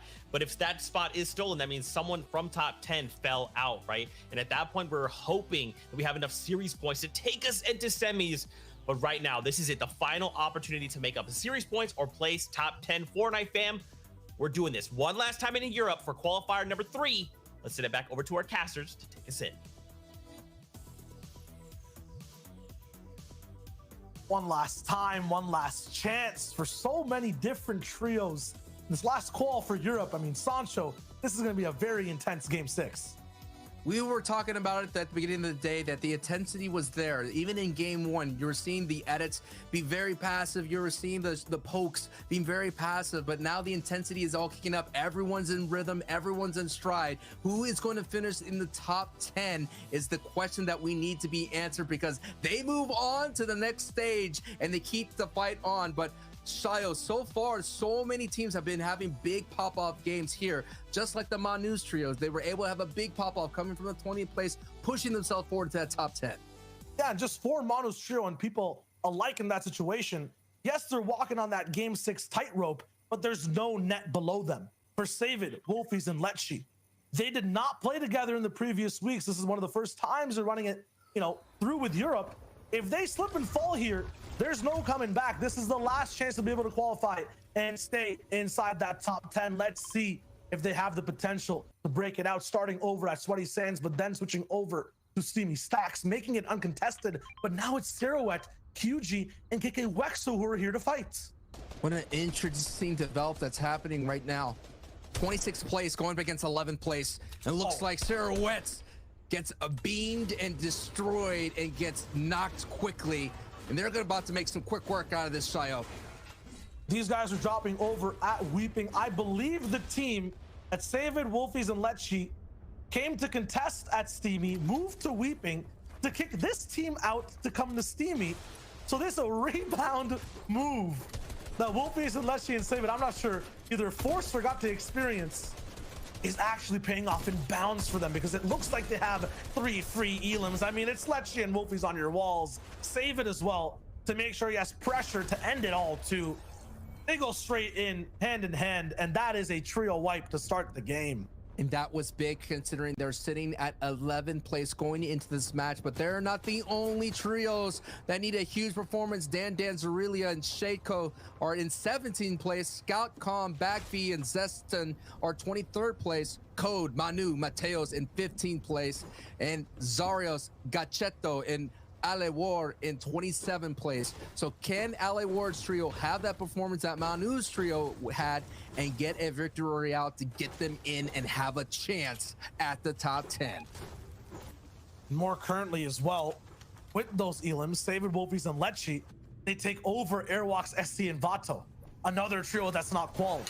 Every elim that happens rebounds these two trios back and forth.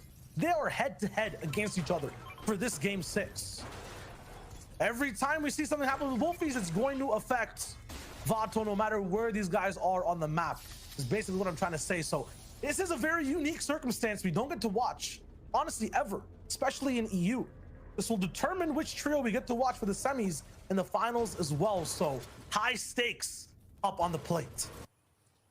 And we had a good look at Diablos, Flecken, and Bayan coming in. Total have 584 series points, so very consistent, taking the series points track. But they could actually get in. They're in 8th place. You talked about the team on the bubble.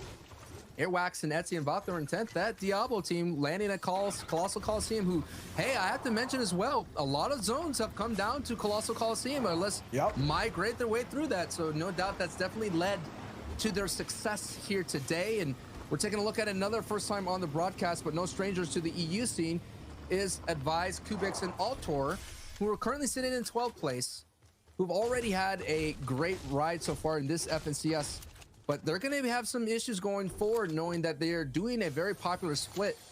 And hey, we had the first taste of the Xenomorph outfit. Yeah, I never seen see the axe.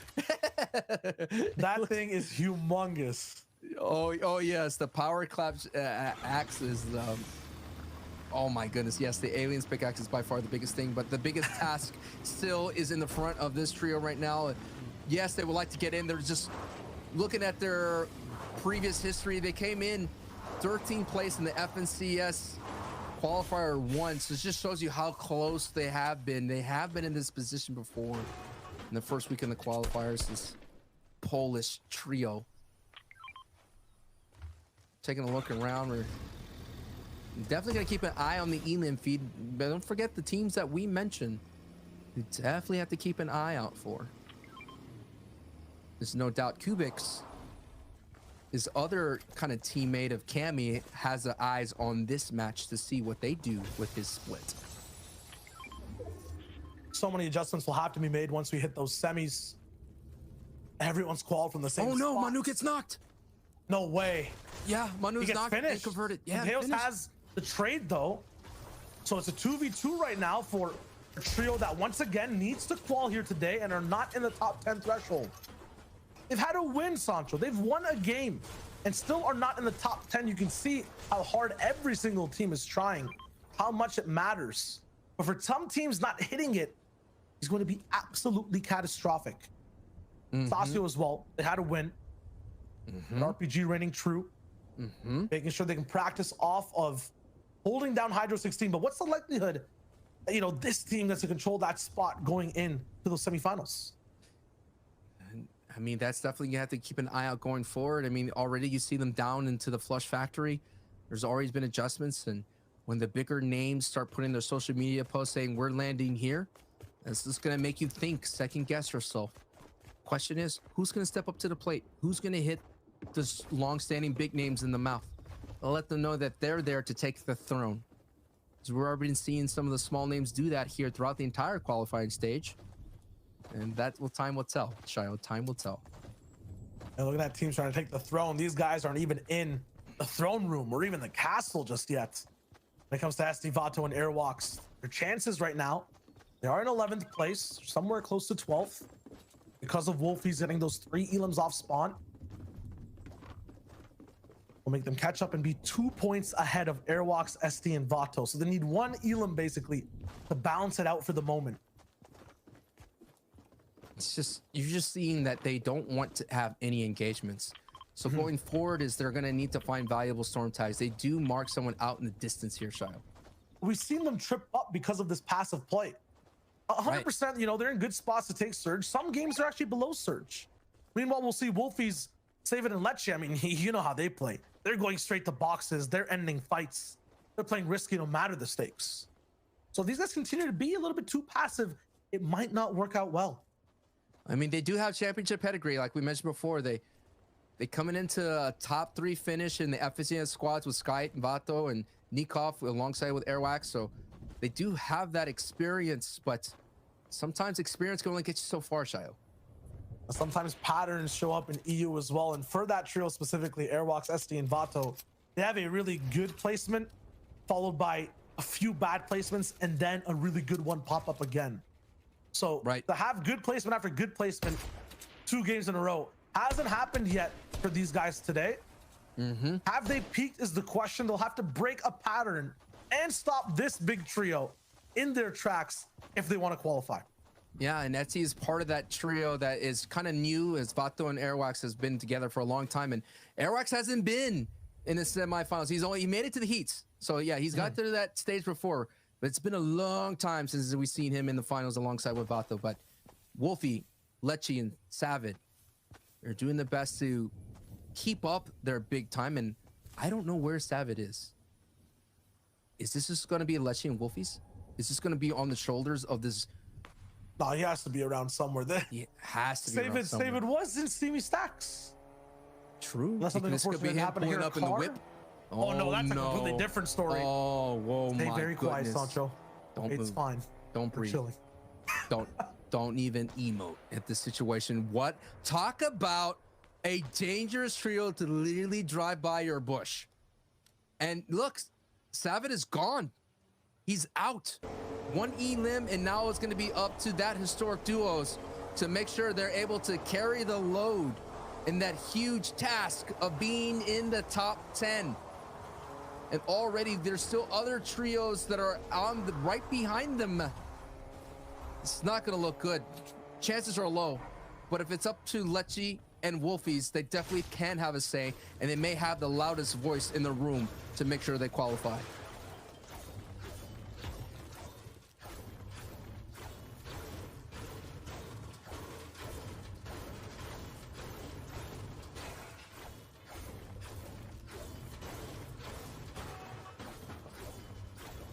It's been the 5th zone, I think, that is the trickiest for this trio on screen. Right now, everything always goes to par. Mats always look good. The loot's there. Snipes in inventory as well, but the last 3 games before the most recent one we watched, so basically games 2 all the way to game 4, they've had the same problems happen where because of Surge, because of sitting next to a team that might also have Surge problems, they get 50-50 in a box, one person gets picked and it's over. I'm not saying there was luck involved last game, but they had a team in the same situation and they turned it around. They used experience in that situation to know to go all in against their opponents, and then they dropped down into, I think it was Flick's box as well. It was like a blade storm of shots. Nessie picked up like 3 different elims, which was huge for them. But if they're waiting for a miracle play, there's a reason they're called miracle plays, Sancho, right? They don't happen all the time. So they'll have to make an adjustment for this game. They're very far in between. Now we're taking another look. It's been a while since we caught up to Casper, Zini, and Flixie, as we have been seeing a lot of Lazy Lake engagements. Looks like they're finally able to kind of control this POI. You're taking a look here. This team has been very, very dangerous. Had the most top 5 finishes in round 3 with 5 each, alongside with Legends Trio and Lois's Trio. So Casper is no stranger to the scene in the EU side of things, Child. Now, what does that mean for the next stages coming ahead of us in terms of semis and grands? It's that these guys will only continue to ramp up, and every placement, every performance they have will look even better coming into the next stage. There's teams watching that have qualified will have to break down exactly how Casper and his trios plays, because from round 3 all the way to round 4, even the earlier rounds, they look so good and so confident. Right. And continue to get better too. That is huge for the semifinals. And last season in the FNCS trios, they were able to get to the heat stage altogether. Wow. And not to mention, when as a squad alongside with Anas and Buhai, they finished in 7th place. So we're talking about huge teams with huge experience in the FNCS stage, and not only as a trio, but in squads playing with other teammates that are still fighting for that FNCS championship, that Axe of Champions. And only one person has an opportunity to hold on to it again so far, and that's Tayson, who could hold on to that for another season.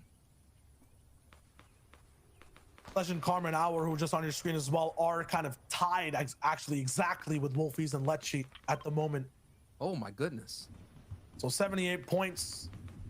That is top 10 right now on a tie, and right below them is Airwalks, SD, and Vato. 2 points under.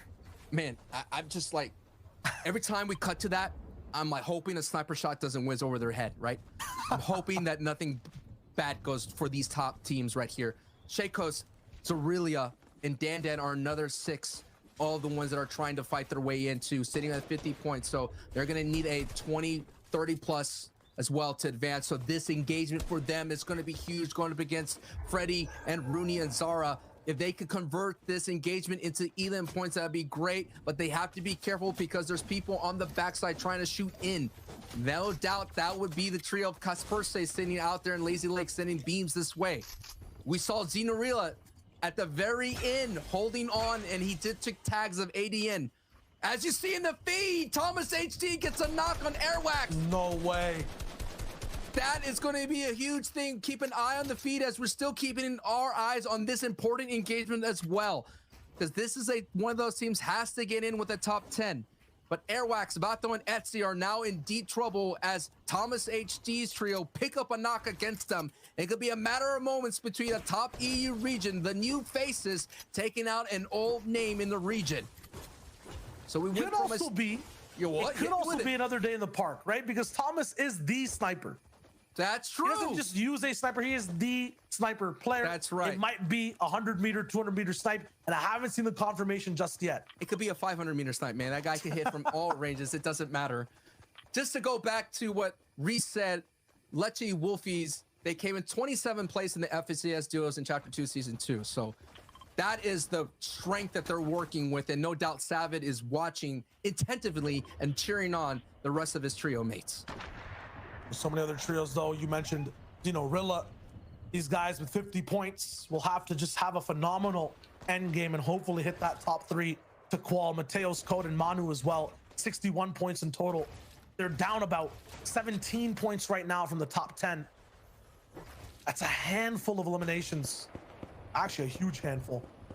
And at the same time, another end game performance that they need that Wolfies and Lecce cannot have. And right now, they are in trouble. Half HP for Wolfies, no shields. Lecce affected as well. No time to pop a med kit as they're pressured. Back against the wall. A tournament performance and allowance into the grand finals at risk for it all. Find some time, and it's, of course, Anas, Flick, and Thomas. After that car ride by, they smelled something fishy. And even if they didn't notice at that time, Wolfies and Lecce had to rotate past this point to go towards the southern part of the map. And I'm not sure if Flick, Anas, and Thomas will let them leave for free. No matter what, man, if you cheat death once, death will knock on your door again. And Wolfies and Lecce's, their final destination may not be in that top 10. And no doubt, that is the wrong trio you want next door. You're going to have to make this rotation alongside with the best in the EU region, the echelons, the cream of the crop, the leaders of the EU. No doubt, always in the tip of our lips when it comes to predictions. Now we have the huge ask here. Can Lecce and Wolfies survive this rotation? Oh, Lord. There's someone else from zone pressuring. Nope. And at the same time, Flick, Anas, and Thomas have woken up too. No. They're hipping, they're hopping, but there's no music playing currently for these guys. It's just impending doom. That's the sound going around their boxes. Wolfies beam down. Lecce taken to just one shot away from losing shield. Hold on, man. Just hold the door. Hold the door. These are some of the biggest names in the EU region, just as equivalent of Savage and Tayson. These are big names that cannot make it in the next stage here, Shio. This is huge. Lecce had about 800 builds before, or 80 builds in total. Now he's down to 34 after that pressure. If that happens again, it's done. They can only survive one more full spray down. No doubt, man. Luckily, as we finally get a look at the zone, it is really close by. But you talk about a small step for them will be a huge leap in terms of survival. If they could just make it in, we're talking about a few meters here in this rotate. But now we're seeing other trios up. Vatos trios is still up. They're on the brink of it. Look at Manu down in the center being focused. That trio needs to survive as well. Or Arthur advising Kubix. It's a different kind of story they have to make, as Mateos does pick up an elim in the feed, so that's big right there. And Arthur in that trio is looking to make some waves here, and they could be the ultimate Green Reaper that take out Lecce and Wolfies. Absolutely, with 72 points, they're right beside the same threshold of being close to top 10. They can not only push down Lecce and Wolfies, but stop Manu from qualifying. Stop Vato and Airwalks from having a chance at semifinals. And Wolfies and Lecce have made it through, but look at the color and the type of builds around them. Blue mixed with brown, metal and wood together. They're transitioning between builds that are phasing away, running out. And it looks like they're now on a timer. They need something, anything to keep them in this game. No matter what language we use speak, you know they're in a rough spot right now. They're going to go for the highlight play. Out goes the gas can. If they could get a couple of tags, maybe they have an opportunity to retreat back into their safe haven. Down to one above, now below the damage threshold. And here they come as Wolfies gets eliminated. He gets taken out. Can Lecce hold on? No! He is eliminated and sent out of this game. And that is the end of the ride for Savage, Wolfies, and Lecce, who were holding on as much as possible, just could not withstand to the lobby pressure of match 6. They tried to cheer it on. It was possible, and really good play from Savage, Wolfies, and Lecce all day. But now there's still a chance for many other trios to take that top 10 spot. Storm Surge still raining down onto Arthur, Bice, and Kubix. Bice going down, not dealing enough damage. I understand why they were trying to pressure Wolfies that whole time. Zara knows this. Will they drop down for this one is the real question. And also the question is, where is Manu's trio? Are they still on their feet? Where is Sheiko's trios? Okay, they're right there. Where are they still on their feet? So many other ones. Scout as well, and as alongside all the way down. Ooh. Woo. So many opportunities here. So tough here now as Artur, who was the last remaining people who survived the Storm Surge as well, is still on that brink of getting into the top 10. Not necessarily needing it, considering that they will qualify through series points, but still, this could push out one of those trios that we're looking for in the elim feed as much as possible. So every placement point, every elim matters. Do not turn away from whatever screen you're watching. We're getting into the end game here of match 6 and the last week of qualifiers. Artur has to run this as a solo. Dan goes down to Blackie. Another player that needed to survive and make sure he thrives and hit the top 10 this week. One of those 6. He goes down. I'm not sure if his teammates are still alive. First place also up for grabs overall. ADN, Hardfight, and Astro are the leaders currently. And they look to try to keep that lead, but there's so many people who are throwing everything, any chance they have to stay in the competition. Xenorilla is gonna have to find the King Kong inside of him to be able to kind of climb the top of the leaderboard. Has the biggest ask to be able to get up there. 50 points and 153 below Storm Surge. No elims so far in this match. Has been taking a passive route. Now sitting in the cone, waiting to strike, understanding that someone may build over them. So now Xeno's gonna have to do this by himself. Now he moves out of this cone. Now it's in full effect. Getting a nice 80 tag. Can Xeno stay up? He does get a knock right there. A huge elim right there to keep the chances alive for his trio. But can he win? He does pick up Wave Zico in the feed. Now I'm taking a look at anybody else. And look at it. He does have some builds. He does have some opportunities. But he's really low on everything else except AR ammo. Has the builds to be able to make it through. He just has a very standard loadout and no chance as their trio gets stopped in their tracks as well.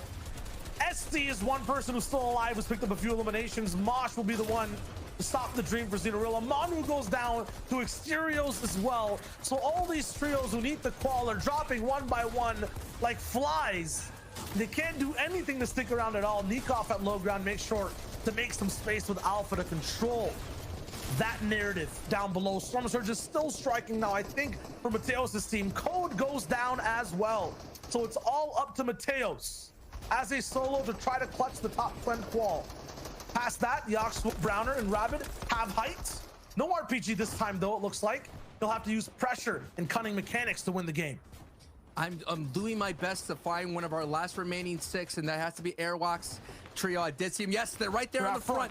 They're right there in the front. They're alive, and they're looking really good, about 150 HP. They have to survive the pressure from Mono, and looks like Mateos has been confirmed and out by Thomas HD. So that ride is over. And Nos is down, and so is Thomas. And now the Storm is pushing back forward. This is going to be a nice signature win from Browner. But the story right now to see if who is going to make it into the top 10, as a lot of elims are happening, as all the trios are working through old builds, and no doubt shooting the way through a lot of hard mats, as Diablo is getting so many elims there on the mid ground. Look at that elim feed light up as Arwar is getting another knock as well. But where is there? Well, I was about to say, I almost thought it was Vitality's Airwax there that picked up a knock, but it's actually Nikov, and Arwar is actually getting so many elims there in the mid ground. Legend's trying to. He gets knocked down in the process. Diablo finally gets stopped by Nikov. That low ground trio still holds true. Somewhere close to high ground, though, on second height, is Vato, is SD, and Airwalks. These guys have avoided all the pressure down on low grounds and are somehow surviving, riding to a free top 10 finish so far by this perfect positioning. I said the passivity might not pay off, that being over-aggressive might be too, it should be the play, and playing passive is too risky, but they've proven everyone wrong so far. Flick has finally gone down. Karma's popping off too, but how are SD and Airwalks doing currently? Patty getting some elims as well. They're now getting closer. Rabbit might actually drop down in their box. I'm not sure if they have enough points to stay top 10 either. If they get into the top 3, yes, Vato with that elim gets into the top 3 and gets some very valuable placement points right then and there. That's going to put them in another elim from Airwalks and another knock from Etsy. The team that is kind of do all that they can to survive is doing it on the low ground, and it is a battle between the top and the low at the moment.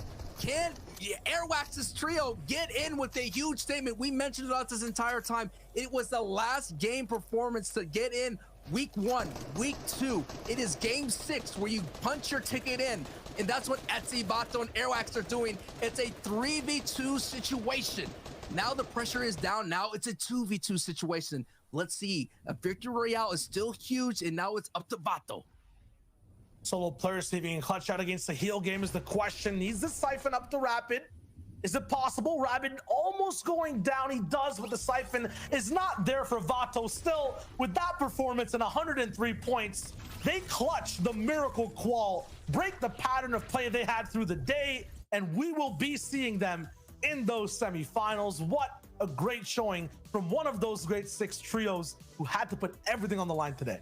And not to take away the victory royale from Browner's trio, who is also on the outside of the top 10, no doubt, got their way into the top 10. They're already qualified through the series track, but still, to be able to get in the top 10 in the last qualifiers, what an epic statement to be made. Let's take a look at who took the #1 spot, and that is Blaster, Nikov, and Alpha. What a great trio. 147 points, 1 victory royale, 33 elims, and an average placements of 6.67, Shio. Yeah, we saw it every game, including game 6. It's not just about these top 10 qualifiers, but these top teams like Blaster, Nikov, and Alpha, who spread apart and tear away low ground, play their position so well that no one can match them. Even a mediocre game for these guys is a perfect and astronomical game for any normal trio. So seeing these guys win out an entire qualifier, I'm excited to see how they play those semifinals. And I'll call it here, Sancho. I guarantee we see them in those grands. No doubt, especially a great caliber of players. Nikov was doing so well in that final match, lighting up the elim feed, doing a lot of work on the low ground. But hey, our work here on the caster's desk is over for the moment. I am Sancho West, and Shio, what a great ride. Please stick around here because we have some awesome action here. Let's kick it to the analyst desk to wrap up the EU region. Thank you guys so much. Fantastic cast on the day. If you guys aren't following them, you need to do that. They are incredible. And make sure you follow these guys as well. Now, of course, we have our #1 most winningest team of the day. Boys, the question becomes which of these trios did make it into your top 10, and we'll take a look in just a moment. But what are your thoughts of the overall competition today in Qualifier 3? Overall competition has been really, really tense today. You know, there's those big teams that just need to hit that top 10 qualification slot, and it was very, very exciting to watch them. And we had some really great off-spawn fights as well. You know, we saw ADN actually lose the fight this time. 5 rounds they've won. This time Red Rush gets that better drop onto the top hole, grabbing that and picking up. And this is the whole reason that this team was in that first place slot, right? ADN, Hardfind, their team was popping off all day, winning every single one of these fights. And in the final game, they end up going down like this. And this is what actually cost them that first place. Overall, when it comes to today's action that we've been able to see, right, we knew what it would be. We knew we had high stakes, right? We've had several teams coming into today with the prospect of qualifying upon the condition that they get top 10.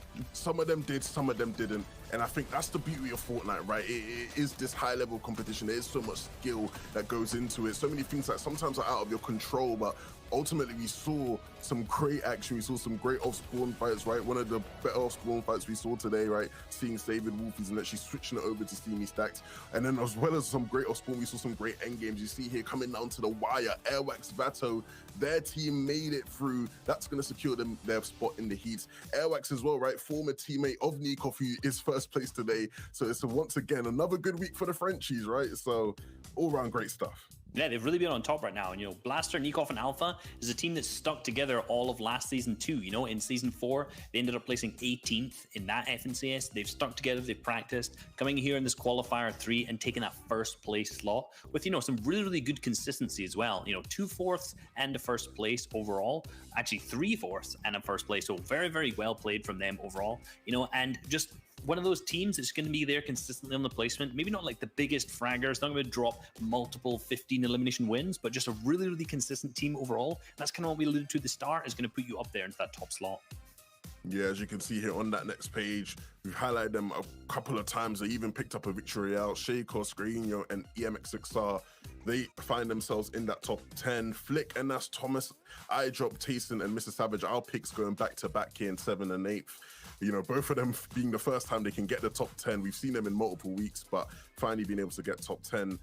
As we move on to the next page, are the people who barely missed out, Reese. Yeah, and you know, the one name we've kind of harped on, Save It, Wolfie's Lecce, unfortunately not making that top 10. It's a real shame. We saw them get real focused towards that end game, you know, sitting next to a team like Flickanas, Thomas HD, getting sprayed, all those materials gone. You know, they, after having a rough start, they made the really, really good call of switching up to Steamy Stacks, and they played that early game so well at winning every single one of those out of the 4.